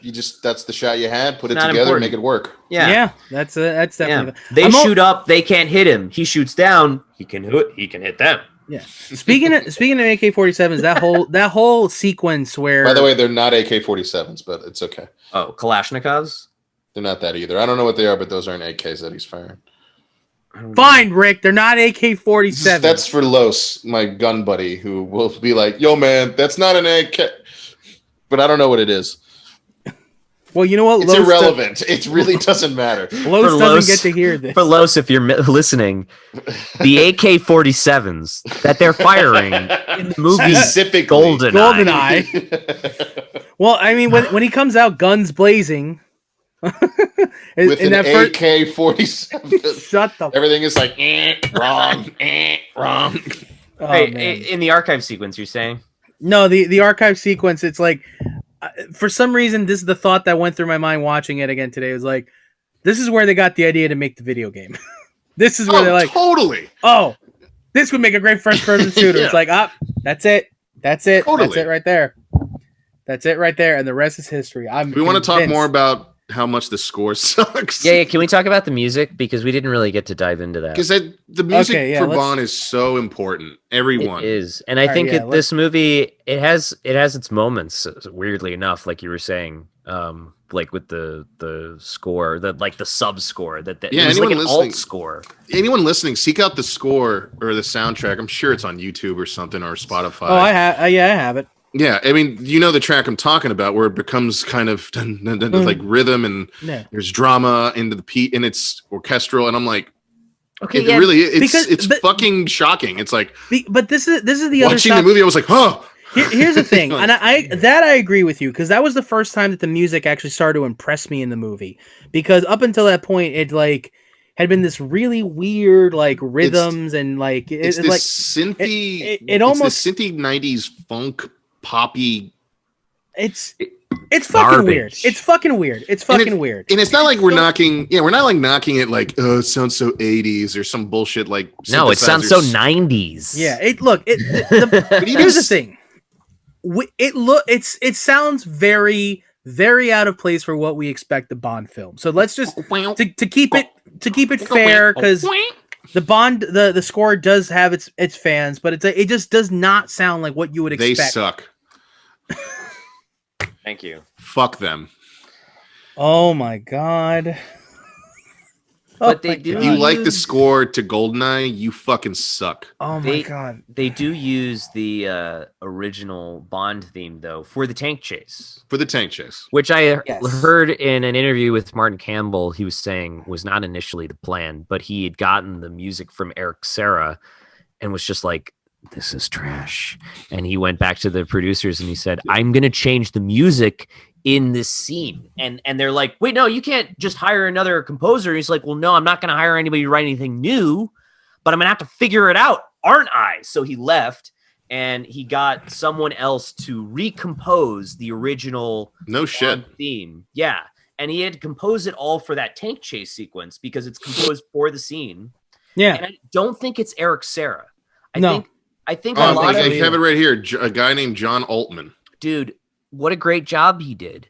And he should have fired Eric Serra. And I think it was at a point where they were under contract with him, and since he was locked in, they probably had no time. They couldn't retire his music, and also time. It was all down to time and post with them, so it was really hard for them. All right, fuck you. I was talking. Oh, I was interrupted too. I was making a point. Yeah, but I was talking. I don't give a fuck. I've finished my point. Oh, thank God. Thank God. Just in time, thankfully. Yeah, this happens a lot with us where we're on a train of thought and then somebody... Yeah, it's a podcast. It's a discussion. Fuck you, Rick. It's not a fucking Senate hearing. I yield my time. I yield my time. To reclaiming my Tony. Time. Reclaiming my time. Yeah. I thought it was a political campaign. Right. The whole time. John Morgan 2020. I would have voted for you. It's a little late. Just saying, I would have voted for you. But yeah, no, I think but the thing about that moment, because Rick's absolutely right, because he said earlier in the episode that that's the first moment where you're like, oh my god, and like it's drama. There's something happening, and I hear familiar strings. Yeah, and that's the thing. I love the movie, but that's not the first one. That's not when the movie came alive to me. But that is when the score came alive to me. But then, even in that moment, like I'm thinking to myself, it's cool. It sounds more like what would I expect from a Bond film. But this is something I would expect in a more dramatic moment. In this moment, this feels like when it'd be the right time to put in that ba-dum, bum, ba-dum, bum, ba-da-ba-da-da, or that Lisa because it's just that bookcase when the collapsing bookcases that eventually it just feels very Bondy. It just feels like the typical Bond thing to do. That's the moment where in an On Her Majesty's Secret Service or in a From Russia with Love or in a Spy Who Loved Me, where they would start playing the strings of the Bond theme. And so even that moment still feels weird, even though that's the first moment where it's like I'm starting to enjoy what he's bringing to the table. And my favorite moment in that movie, from a score perspective, you know what, is that moment that John referenced, the tank sequence, where it actually sounds like, holy shit, the honest to goodness Bond theme. Like, thank God. I mean, it ended up being like their most valuable asset. It kind of saves the movie for me, that scene. It really does. Well, a great Bond movie knows when to, or even a good one knows when to throw that theme in. It really does. And I remember like in Spy Who Loved Me, when it's like real quiet because they're trying to get the bomb, didn't travel it down the corridor in the big giant, sub base of Drax. Is it Drax? No, that's Moonraker. Yeah. Who's the bad guy in Spy? The Spy Who Loved Me is Jesus. Stromberg. Jesus. Carl Stromberg. Stromberg. I'm so happy it's not Jesus. God, would have been so disappointing. Well, it's like because he's sneakily going through and like in Spy Who Loved Me, he's like on a train on like a conveyor belt thing or something, and it just quietly starts, and you're like, yeah, there you go. Like that's when you fucking put that in there. That's when you put the theme in, you know, or in Spy when the fucking parachute opens up, it's just, you know, you gotta have those moments absolutely in Bond and Mission Impossible where you kick that fucking theme in, and everyone goes, yeah, and yeah, the tank chase kind of is very much that in GoldenEye. Absolutely, like, good on Campbell for realizing, like, yeah, this isn't working, like you said, or whatever happened, and we need, you know, to have the fucking Bond theme, you know. Yeah, I mean, I think he has good instincts, and that's the whole reason why he called up John Altman, basically saved the movie, because I don't think Eric Serra's music continued in the tank sequence. No, thank you. No, absolutely not. And here's another big failing of that. It would have sounded like what's it, Primus or something. I would have fucking lost my mind. Jesus. And here's another just big slapping the bass. Tony's gonna kill you. It's just that I think was you a guys, race car driver. I think you guys. It's like I think you guys are done, and I'm about to start, and then like, but another thing, like, oh, fucking Christ. Sorry. You know what? It's why I love you guys. So no hate. The song, the GoldenEye song, is fucking fantastic. Let's talk about Tina. I love that song that Tina Turner does. And we'll talk about the song in a moment. But let's first talk about one of the biggest failures of that score. Where the fuck is that piece of thematic music anywhere in the score? I was thinking the same thing. The classic thing to do, and I get like, okay, well, we don't want to do the classic thing, you know, because like John Barry, David Arnold, you know, they would always find a way to integrate the main song as a theme running throughout the film as a counter theme to the actual classic Bond theme. For sure. But then you got like Marvin Hamlish, who did Spy Who Loved Me. Not to keep, you know, raving on this movie. Yeah. You know, he did like a pastiche score. He's doing like classical score references, but it all works, and he'll bring back Nobody Does It Better as a love theme. Yeah, you know, so it's about classic melody, classic motifs. And yeah, this score just, I truly seek it out. It's not a thematic derailment. It totally borrows a leitmotif from earlier Bond themes. It actually borrows the central Bond theme. Just that, though. But what more do you really need to go on? You can be creative. I mean, look, Mr. Like, hey, you know, there's a lot of work that went into it and all this shit. Well, then put more in if you're the fucking composer and deliver good music. Is Bono and the Edge not good enough for you? No, and I'm not talking about that. I'm talking about Eric Serra. Yeah, and that's the thing. You're talking about that. I thought we were talking about the Tina Turner music. No. That's the thing. We're not talking about the song just yet. We're talking about talking about Tina. But that's the thing. I started my friend Tina. What I was talking about is, yes, we're gonna talk about the song itself in a minute. Okay. First, we got to talk about the fact that the song, the leitmotif, doesn't show up in the score. And about how big of a problem that is, and it shows up in the song. Yeah, it's like Rick, this is one area where I 100% agree with you on this movie, because that is whenever, even in scores where it's not necessarily the composer's fault, when you don't hear the leitmotif of the title song in the body of the score itself, it feels like something's missing. Even with something like Tomorrow Never Dies or Quantum of Solace, where we know for a fact that there were songs written that were meant to be different for the title song, and then they went with something else, the leitmotif is in the score. So there's a dissonance, but there's at least an acknowledgement of the leitmotif in the score. This has none of that, and which is such a shame, because for me, GoldenEye is one of the best Bond songs ever put. And those, in any, sorry, it's like I need to rephrase that. I'll second that. The GoldenEye song is probably one of the best Bond songs in the Bond music canon. I agree. Yeah, I have to think about it. Yes. It's Like- definitely one of the ones that sticks out the most in my mind compared to all the others. Like I mean, remember it. I can sing it. Exactly. I don't know For the sure. lyrics. For I'm sure. not gonna. you know. I can't deny that. Ultimately, like Right. I'll remember Thunderball, Diamonds Are Forever, Live and Let Die. Oh, don't name them all. There's like 25 movies.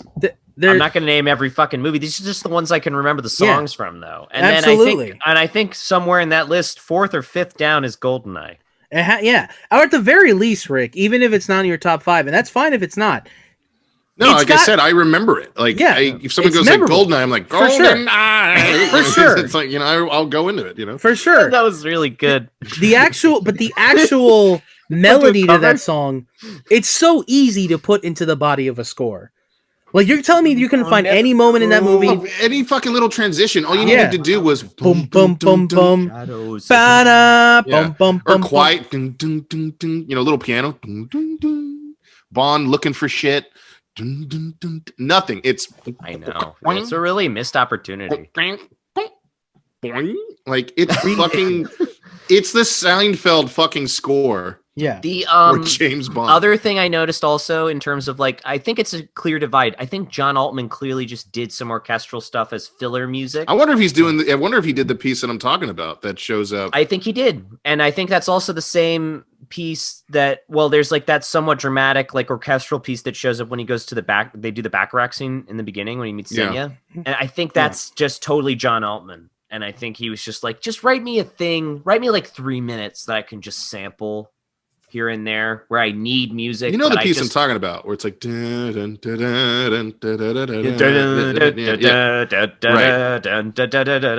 like, totally drama, climax, fight. Yeah, you know? yeah, and it builds. It's dynamic. It's not just this dead. That makes so much sense because I thought like, oh wow, all right, he brings it here, but why is the rest funk pop? It's just shit? Because I think it's clear that they had to credit Eric Serra as the composer, right? But John Allman was clearly in the studio doing work, and fixing the movie for Martin Campbell. I mean, no wonder the producers were like fucking fell hard for David Arnold because like he brought back 10-fold in the next couple of movies. I can't wait to actually explore those more because I actually really remember enjoying Tomorrow Never Dies, the second one.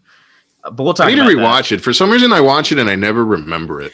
The weird thing about the later Bond films when it comes to the Brosnan scores, even though all three of them to me are inferior to GoldenEye overall, the music moments that I remember the most, that are my favorites, tend to be in those latter three films. I think the interesting thing about the Tina Turner, Bono and the Edge song is that it's Bono, whatever, however you spell it, and I think the really impressive thing about the song is it is derivative of the Goldfinger song. I think the producers obviously pitched that out there and they're like, okay, we need something like Goldfinger.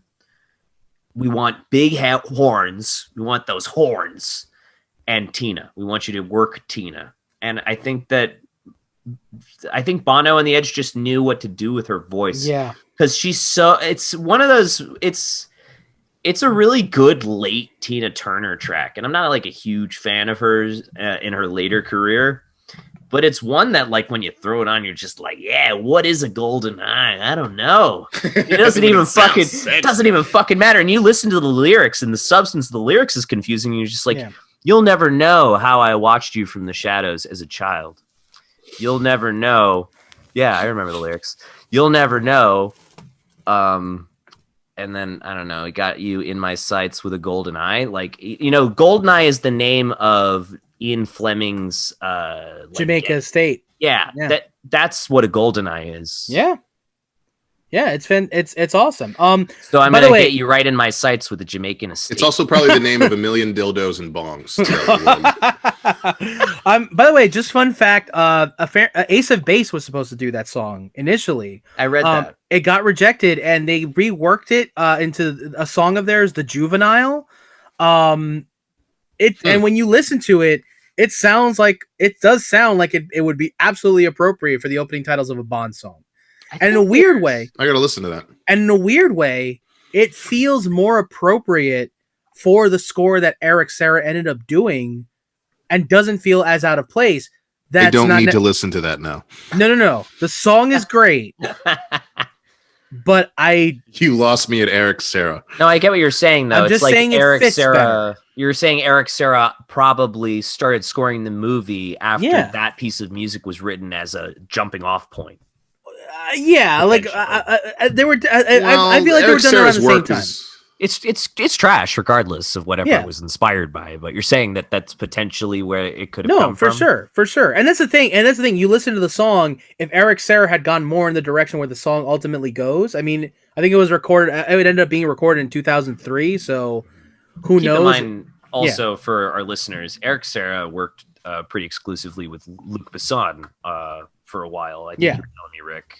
Yeah, I think he did the first. The Fifth Element, Leon the Professional, and so it's like when you listen to that. Remember all those awesome themes? I think that's. I can't wait to hum the Fifth Element theme. Oh wait, there isn't one. Unless there's that screaming, it's like or this is the only thing I will say, because that opera scene, I love that shit. This is the only thing I'll say about Eric Serra. I do understand a lot of the disappointment that a lot of film fans felt around that time, because the Leon the Professional score is really fucking solid. It is a really, really cool score. So the idea of the Leon the Professional composer doing a Bond film had to have been like, oh my god, it's so cool, and then it ends up being poo, which is kind of a shame. Just can't even imagine what those discussions must have been like between Martin Campbell and Eric Serra. I have more sonar. Well, I bet he just got it and was just like, he played it. Playing this. He played it, and then Martin Campbell was just like, what the fuck is that? And then Eric says, right. Eric says, like, what? And he's like, it sounded like you dropped a stone down a hallway, and said, that's it. Echoed. Eric probably smiled. He's like, that is it. But yeah, so the music score, I think we all agree, just is shite. Absolute dog shit. Even Martin Campbell admits it's bad. I mean, and except the work of John Altman, the unheralded hero of the fucking Here's the movie. thing. He really saved the movie. I do want to just point out, possibly for legal reasons, we don't know for a fact that John Altman was responsible for that bit of music. No, but we can assume. We can make. I would wager that he was, because it feels so out of place, but we don't know for sure. But aside from that tank sequence, it was John the whole time. But yeah, we can agree the score was shit with the exception of the fucking tank scene. But that song is everything. The song is good. So good. We haven't talked about the key thing. What's the key thing, Rick? Pierce Brosnan. Absolutely, we should talk about his debut. Brosnan. Yes, I think that's the character, the intro to a mass audience in 1995. Made him a star. You know, he got to do so many other good movies after this, thankfully. Yeah, because Dalton was kind of, I think, at least a very respected classic Shakespearean actor. Yeah, that's right. Roger Moore is big from The Saint, so this is the first kind of casting since. Well, maybe I guess there's Remington Steele, but definitely in a large audience. You know what? I mean, I could be wrong about this because I was 7 when this movie came out. But I feel that up until that point, it was probably the least controversial casting of a Bond, because I don't remember. I remember more hoopla about Val Kilmer for Batman Forever movie that came out in the same year. Who was ironically in the same year. But like it all connects. But like my dad was the one who my mom and dad were the ones who introduced me to the Bond films, and we've talked Bond a lot. And Connery was the quintessential Bond. He set the standard. And then George Lazenby, and even actually to a much greater degree, Roger Moore, their whole thing was, shit, are they going to be as good as Sean Connery? And the answer with George Lazenby was no, then. Now it's a different story. And retrospects have changed a little bit. And retrospective has changed, I have to admit, even though I have my issues with that, with him in that role. And then Roger Moore had a mixed bag at first, and then kind of was another found his way. Dalton to make one of the best ones. Yeah, exactly. And then Dalton was a split reaction because you had half the people going, is he going to be as good as Connery or is he going to be as good as Moore? And so he was kind of fucked no matter what. But Brosnan was apparently the one out of all of them was like, oh yeah, he's the guy. He's the guy. And maybe it's because he was cast as Living Daylights. Sorry, he was cast as Bond in Living Daylights rather. And it was kind of like made sense, like, okay, he's getting another shot. But that's the way my folks explained it to me that, you know, nobody really questioned that Brosnan would be great in this role, and they were right. Like, does that sound like that makes sense to anybody? Or yeah, that was English. That was good. No, I don't recall even as a kid. Yeah, any real. It was more like, oh, the new Bond, a new Bond. You know, a new Bond. I mean, I grew up already. I was lucky to watch the Connerys as a kid on video before GoldenEye came out, so I was real familiar with Bond already. And I as well. I remember in the media, it wasn't like, you know, what people have written about or what people said, you know, at the time Michael Keaton was cast as Batman, you know, and I remember when Kilmer took over. Literally, I'm remembering more in the media of like, oh, the guy from Tombstone is Batman, like more of that than anything on Brosnan. I agree with you there. Being being GoldenEye, being Bond. In terms of his performance, I think he actually gets better with every movie, but he is definitely very assured in this one. Like the shoes fit well, and I think he actually in stuff like Tomorrow. I mean, I'm not praising those movies, you know, Tomorrow and World Didn't Die is he with every movie, he kind of gets more and more comfortable and finds his real own way with it. Yeah. Even though it's a pretty damn good debut in this one. I will say that whatever I think about the movie, I do think he's pretty, you know, he kind of comes out pretty well. I won't say soaring, but he doesn't look embarrassed or he doesn't seem off at all, you know? I think it comes off very natural. I think he's fantastic. And then, but you know what, Rick, I'd also agree that he got better. It just went up from there. Yeah. I do think I definitely agree with you that he found more colors and layers and more humanity to the role as the movies went on, regardless of how good those films or how not so good they are, rather, they get after GoldenEye. John, what are your thoughts on Pierce Brosnan in GoldenEye as Bond? I think he's really excellent in this specific movie, and you know, I mean, I echo a lot of Rick's thoughts, and I think that one thing I really appreciate about Pierce Brosnan is his ability to be charming and charismatic, and he's very good at offering us humor as opposed to just being cold and calculated all the time, which I felt like was wearing on me just watching the couple Timothy Dalton but James Bond movies. Yeah. And something that I get really tired of watching the Daniel Craig movies, but that's a whole other topic. And I don't mean it all to just go ahead and compare his performance to other actors who've been in the role. It's fair, but I'm just saying on its own merits, like he's really great and he has great physicality and you definitely great hair. Let's point it out, 1995, excellent hair. Yeah. Really hard to pull off in the 90s hair, making it. I mean, there's never a point where you look at him and you feel like, this is clearly the 90s Bond. He looks great in all the suits and he's just. He looks great. There's no denying when you see him that he is James Bond and that he just looks great in the role. And I think whether he's wielding a gun or just in a more casual circumstance, he's very good and dynamic in the role. And he's good at drama. I think that's the thing people forget, that's actually what was part of what made Connery great, is that Connery was very menacing and very, but charming. You know, especially it really comes together in Goldfinger, and I think it has that. Brosnan has that same quality eventually throughout the series. In the Thomas Crown Affair, I think it's that's his fucking magnum opus to me. That's a whole nother thing. It's such a great movie. Yeah, fantastic. Yeah, he is really great. I mean, it also helps that he is a really great actor because my intro to Pierce Brosnan was actually Mrs. Doubtfire. And it was. That's cool. Great movie. I love it. Mine was Lawnmower Man.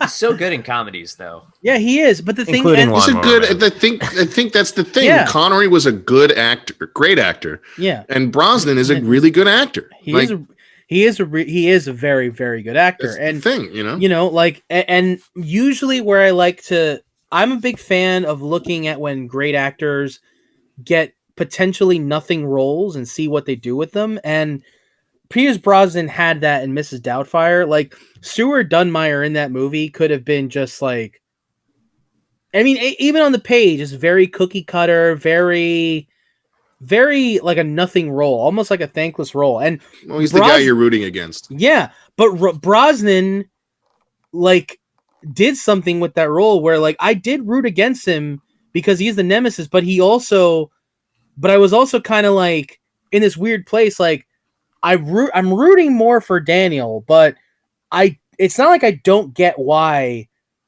Sally Field is like really into this guy. It's not just because he's good looking. It's because he is like a great, charming. Yeah, he's very charming. And that conversation where he has like, you, the guy who didn't want any kids, like, hey, listen, I changed my mind and I just want to be. If a good anything, dad the movie is guy. unfair to that character Yeah, I think so too. because Robin Williams' character is a fucking psychopath.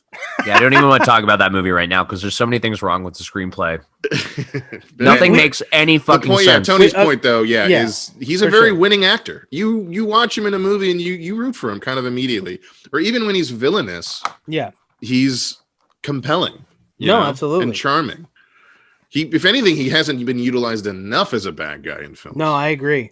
I'd love to see him as a villain in like a big like if he had showed up as like a villain in like a Marvel film or a Star Wars film or If they reboot Dune or something, yeah. the Bonds, why not? I think for a lot of people, they were like they love the idea of Connery coming back to play a villain. They never did that yeah. because I know like each Bond now wants to win an Oscar or some shit. But in the next one's like, come on, bring Brosnan back and have him echo. It's like he's a fucking betrayed. I know they've done the betrayed agent thing again, but like I don't know.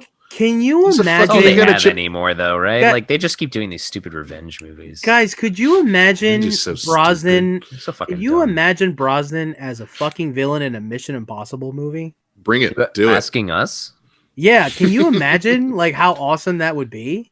if they brought Brosnan back in to the Bond franchise as like a villain, that could be done really eloquently. You just need to give him like some substance and a really interesting story. That's what Yeah, really is shake it up. lacking. Shake it up. That's what's lacking right now with the contemporary Craig Bond films, and I'm happy. I feel like they're that lacking he's- fun, but Yeah, that's, they're totally not fun. And something that I want to point out, especially with GoldenEye, which is why I love it so much as like a Bond film, is a fun movie.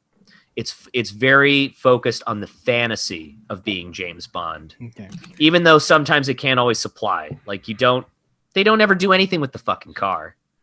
Yeah. And they totally tease it, and they that's say a that really they- good point. Stinger put- fucking missiles and Yes, nothing. and you it's just hear like- Q mention it, but there's also that whole scene with Q that's dedicated to the gags and the laughs, and also all the gadgetry that's going to be built up in the rest of the film. And the grenade pen, for example, what a great gadget! What a simple gadget, Yeah. and the And kind of then- gadget that can come in handy, except for in the 21st century when no one uses fucking paper. So you don't get any gadgets anymore in the fucking Daniel Craig movies.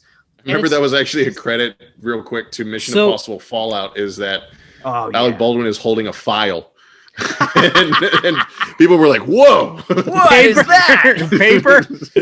know? Well, I mean, shocker. I have a differing opinion, but we'll get into that when we Yeah. hit the Craig films. But I just think like this movie again, like really knocks it out of the park with the fantasy aspect, and I think that's really important to uphold in the Bond franchise, especially for fun. You know, yeah, it's a fun movie. it is a very fun movie, and I think Brosnan is fun in it. I think he really was the perfect guy to bring Bond into the 90s. I think so I think that about wraps up our discussion of the film. So I think we should end with what we kind of want to do is end every episode where we talk about our film discussion episode with our game of 3. So we're going to go. So we have 3 questions that we kind of like end on. which is in this film, who is our favorite original character, meaning a character that is exclusive or originated in this film, our favorite kill, or specifically Bond kill, and our favorite one-liner. So why don't we start with Rick, and we'll... Oh, please no, because I'm trying to think about it. Oh, God. You're supposed to be prepared, Rick. What are we recording? All right. So I'll start. Yeah. You're the fucking host. Yeah. Okay. So my favorite original character in this movie is Valentin Sakovsky. I fucking love Valentin Sakovsky. I think he is awesome. The amount of venom that he has for Bond that is so apparent the minute that he sees him again is just... Even before he sees him, that he has like a really great line. Yeah. What the PPK? I know only 3 men who use such a gun. I believe he killed 2 of them. Like it's so fantastic, Yeah. and I love that. I like my he just has some of my favorite gags, like when he fucking loses his shit on James when he insults Minnie Driver, who's his mistress in the movie, but then he's kind of like, all right, you got a point. She's annoying. Irina, take a hike. I love like that whole. He's a very, very, very funny character. I think I do think he's a great character. I'm really glad that they brought him back in World Is Not Enough. And I think Robbie Coltrane just really knocked it out of the park.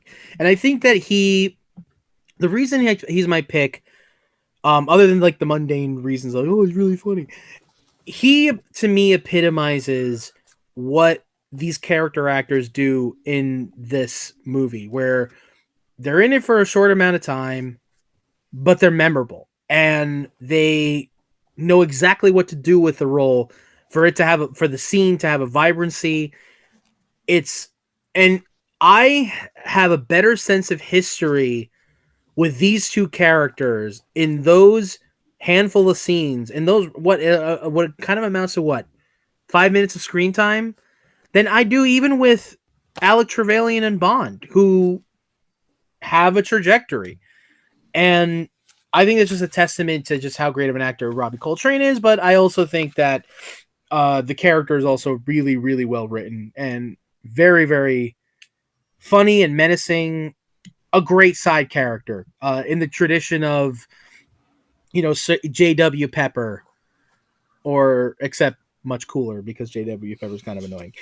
So my favorite kill in this movie is actually when Bond kills Xenia with the helicopter. It is so ridiculous and over the top, and so much fun, but also really ironic. The poetry of, she likes to kill dudes by crushing them with her legs, and Bond's like, well, I can't do that, so I'll use a fucking helicopter. Yeah, side note, like, it's fucking crazy. Famke is so into it. She's so maybe didn't talk enough about her, how really... I don't think she was ever better, frankly, or had a role that really utilized her and that diabolical smile of hers. She's so good. She so much fun. Yeah, I think, she's having a ball, and and you feel it, and it's fun. And same thing with Alan Cummings. And my favorite one-liner, it is kind of tough. What my favorite one-liner in this movie is? I don't think there's that many. No, there aren't many, but but the ones that are really solid. But my favorite is when Q really is when Q is just demonstrating to him the pen, and it's like, don't say it. The writing's on the wall. Like, I love that whole exchange. I love that exchange a lot. And I think. But my favorite one-liner is probably his opening one-liner. Is the toilet? In the toilet. Beg your pardon, forgot to know. I just the way he delivers it, the way it's so casual, even though he's doing this utterly ridiculous thing. It's so 100. It's so James Bond to me, especially the Bond that we'd gotten to know up until that point in the movies. I thought it was fantastic. So those are my 3 picks for favorite original character, Valentin Sakovsky. Favorite kill, Famke Janssen at the end, and favorite one-liner, the infamous toilet one-liner that apparently is too much for Not too much, just shit. Literally, I guess, but whatever. John, go ahead. What are your John three? Forgot he's on the podcast. What are your what's your favorite original character? Oh God! My favorite original character from the movie. Yeah, it was really hard. from Huck Finn. Oh, jeez. Okay. So my favorite original character from this movie, I was really split because there are so many really great, supporting roles. I don't know.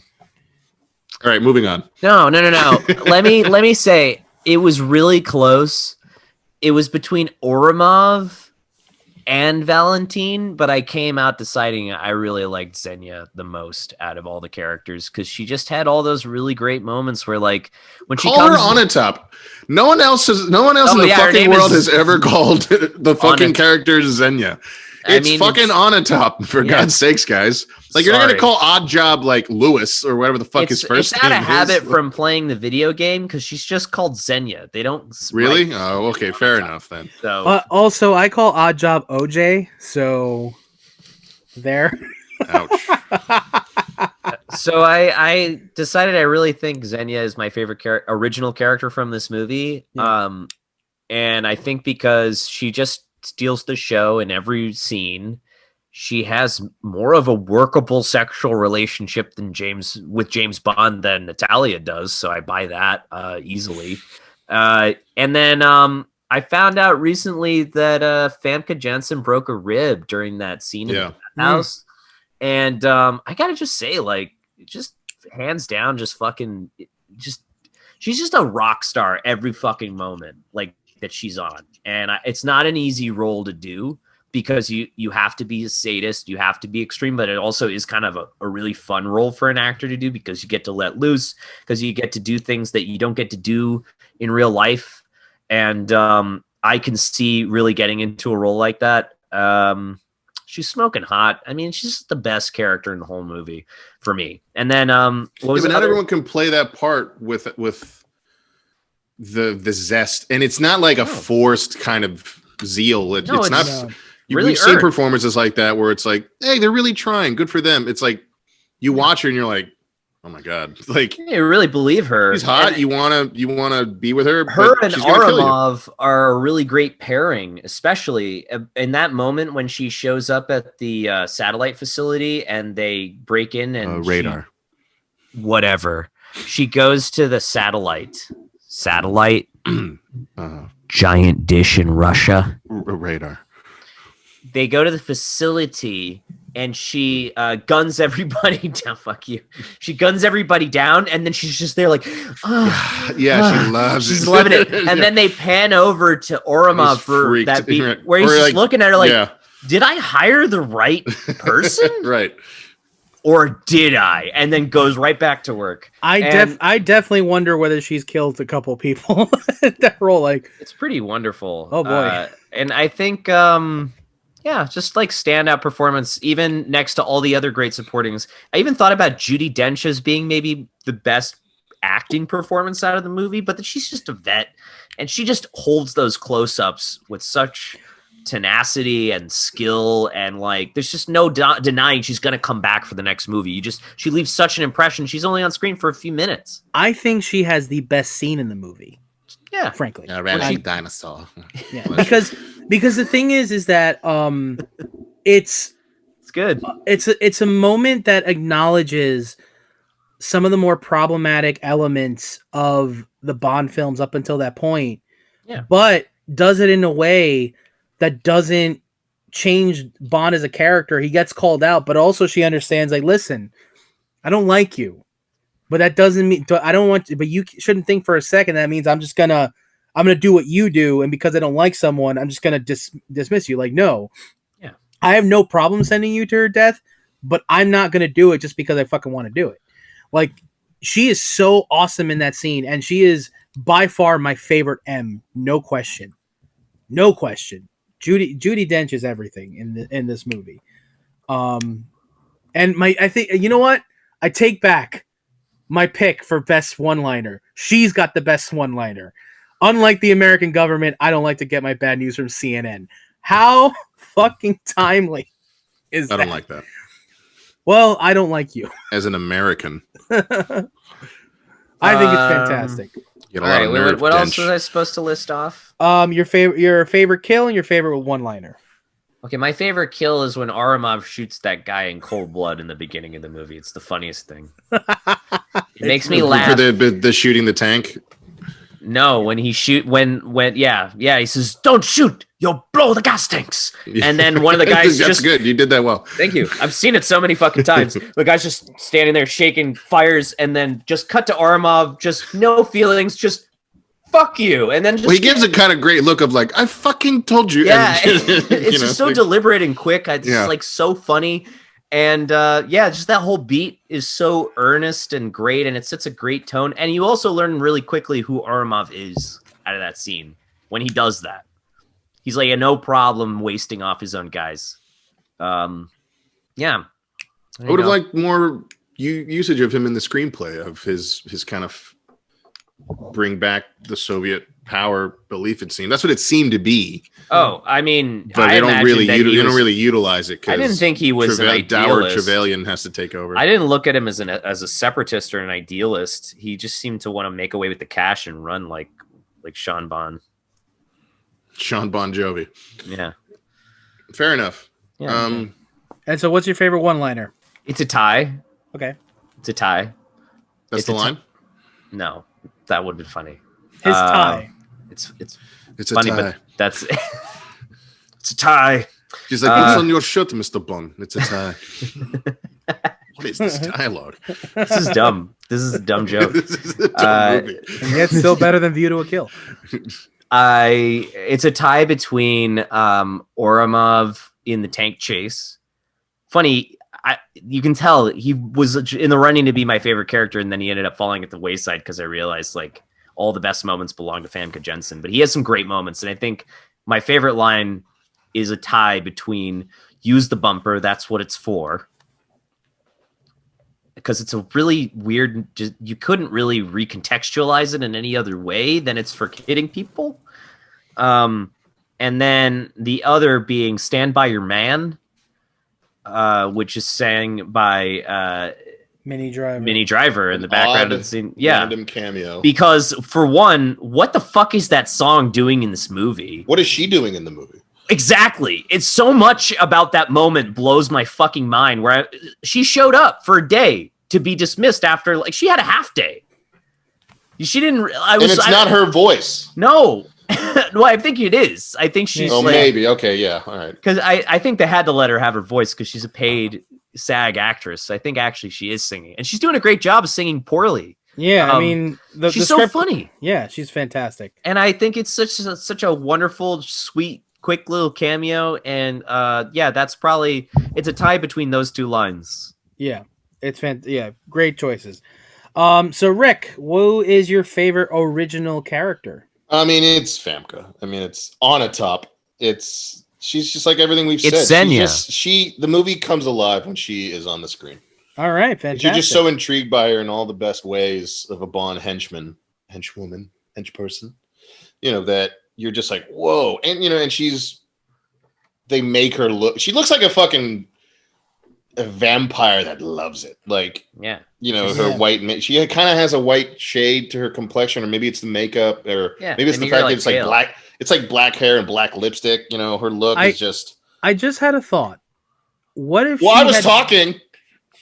That's true. My apologies. I'm just kidding. Go. I don't mind because it's natural. Yeah.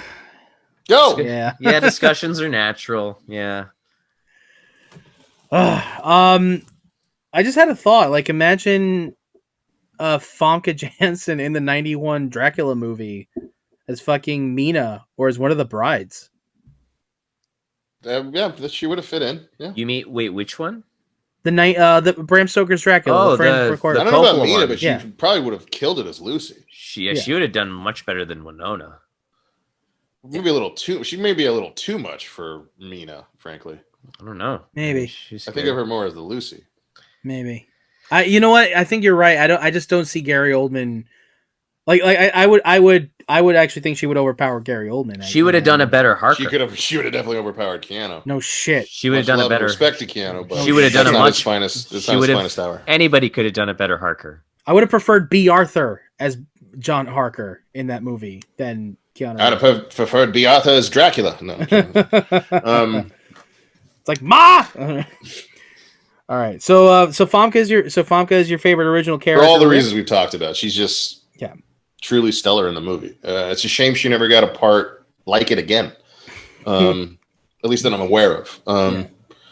Yeah, I don't know about that. Favorite kill. Favorite kill. It made me think. There's not a lot of creative ones. It's a lot of Bond with the machine gun stuff. Yeah.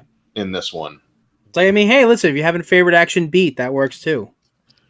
That's way different. It's really unfair, Tony. I'm gonna change my answer. I give a shit, John. Please, Rick. Favorite action beat? Fine. Favorite kill? Probably, her again. On the top. Because it's the most creative and non-machine gun. No, there is a fucking machine gun involved. Because he shoots the helicopter with it. Yeah. Whoops. But at least she doesn't die by a helicopter. They kill Sean Bean pretty well. That's pretty good. But I think her image is pretty memorable. Or her on the tree. Just like, you know. She always did enjoy a good squeeze. It was a very BDSM image. And I think that's my favorite line because it's the only one of the few lines in the movie where he kills someone and says a quip. It's true. They say I think it's the only time. Yeah. Yeah. You know, come on. Really? Is this movie that good when you don't have good quips? I mean, compare it to like the Craig ones where like he just gets a cell phone and they just push him out the door and then he just says, well, those are war movies, but that's a side thing, you know. All right, sorry, I'm always gonna shit on him. Let's go. Well, listeners, it looks like we're gonna be in for a rough ride when we get to the Craig era, which is okay. So that was our discussion on GoldenEye, and it was a very spirited discussion, to say the least. I think, gentlemen, you'd agree. Yeah. But you think so? It's been fun. But you know what? It's all love here because at the end of the day, we love these movies. We love talking about these movies. Can I just say, I know I picked on it a lot, but I will say that it's a James Bond movie, and even the ones that even like kind of objectively science can prove suck, like Moonraker. You know that it's still like if it's on, I'm like, yeah, I'll watch Moonraker. You know, like. Yeah. Looking at you, Die Another Day. Yeah, well, we'll get to that one. All right. But you know, even though I picked on it and we kind of took a little bit of the piss out of it, you know, it's James Bond, and there are far worse things. And at the end of the day, it's a strong third act, and it's very strong third act. But thank you. That's a perfect way to sum it up, Rick. Thank you to everybody at home for listening to us.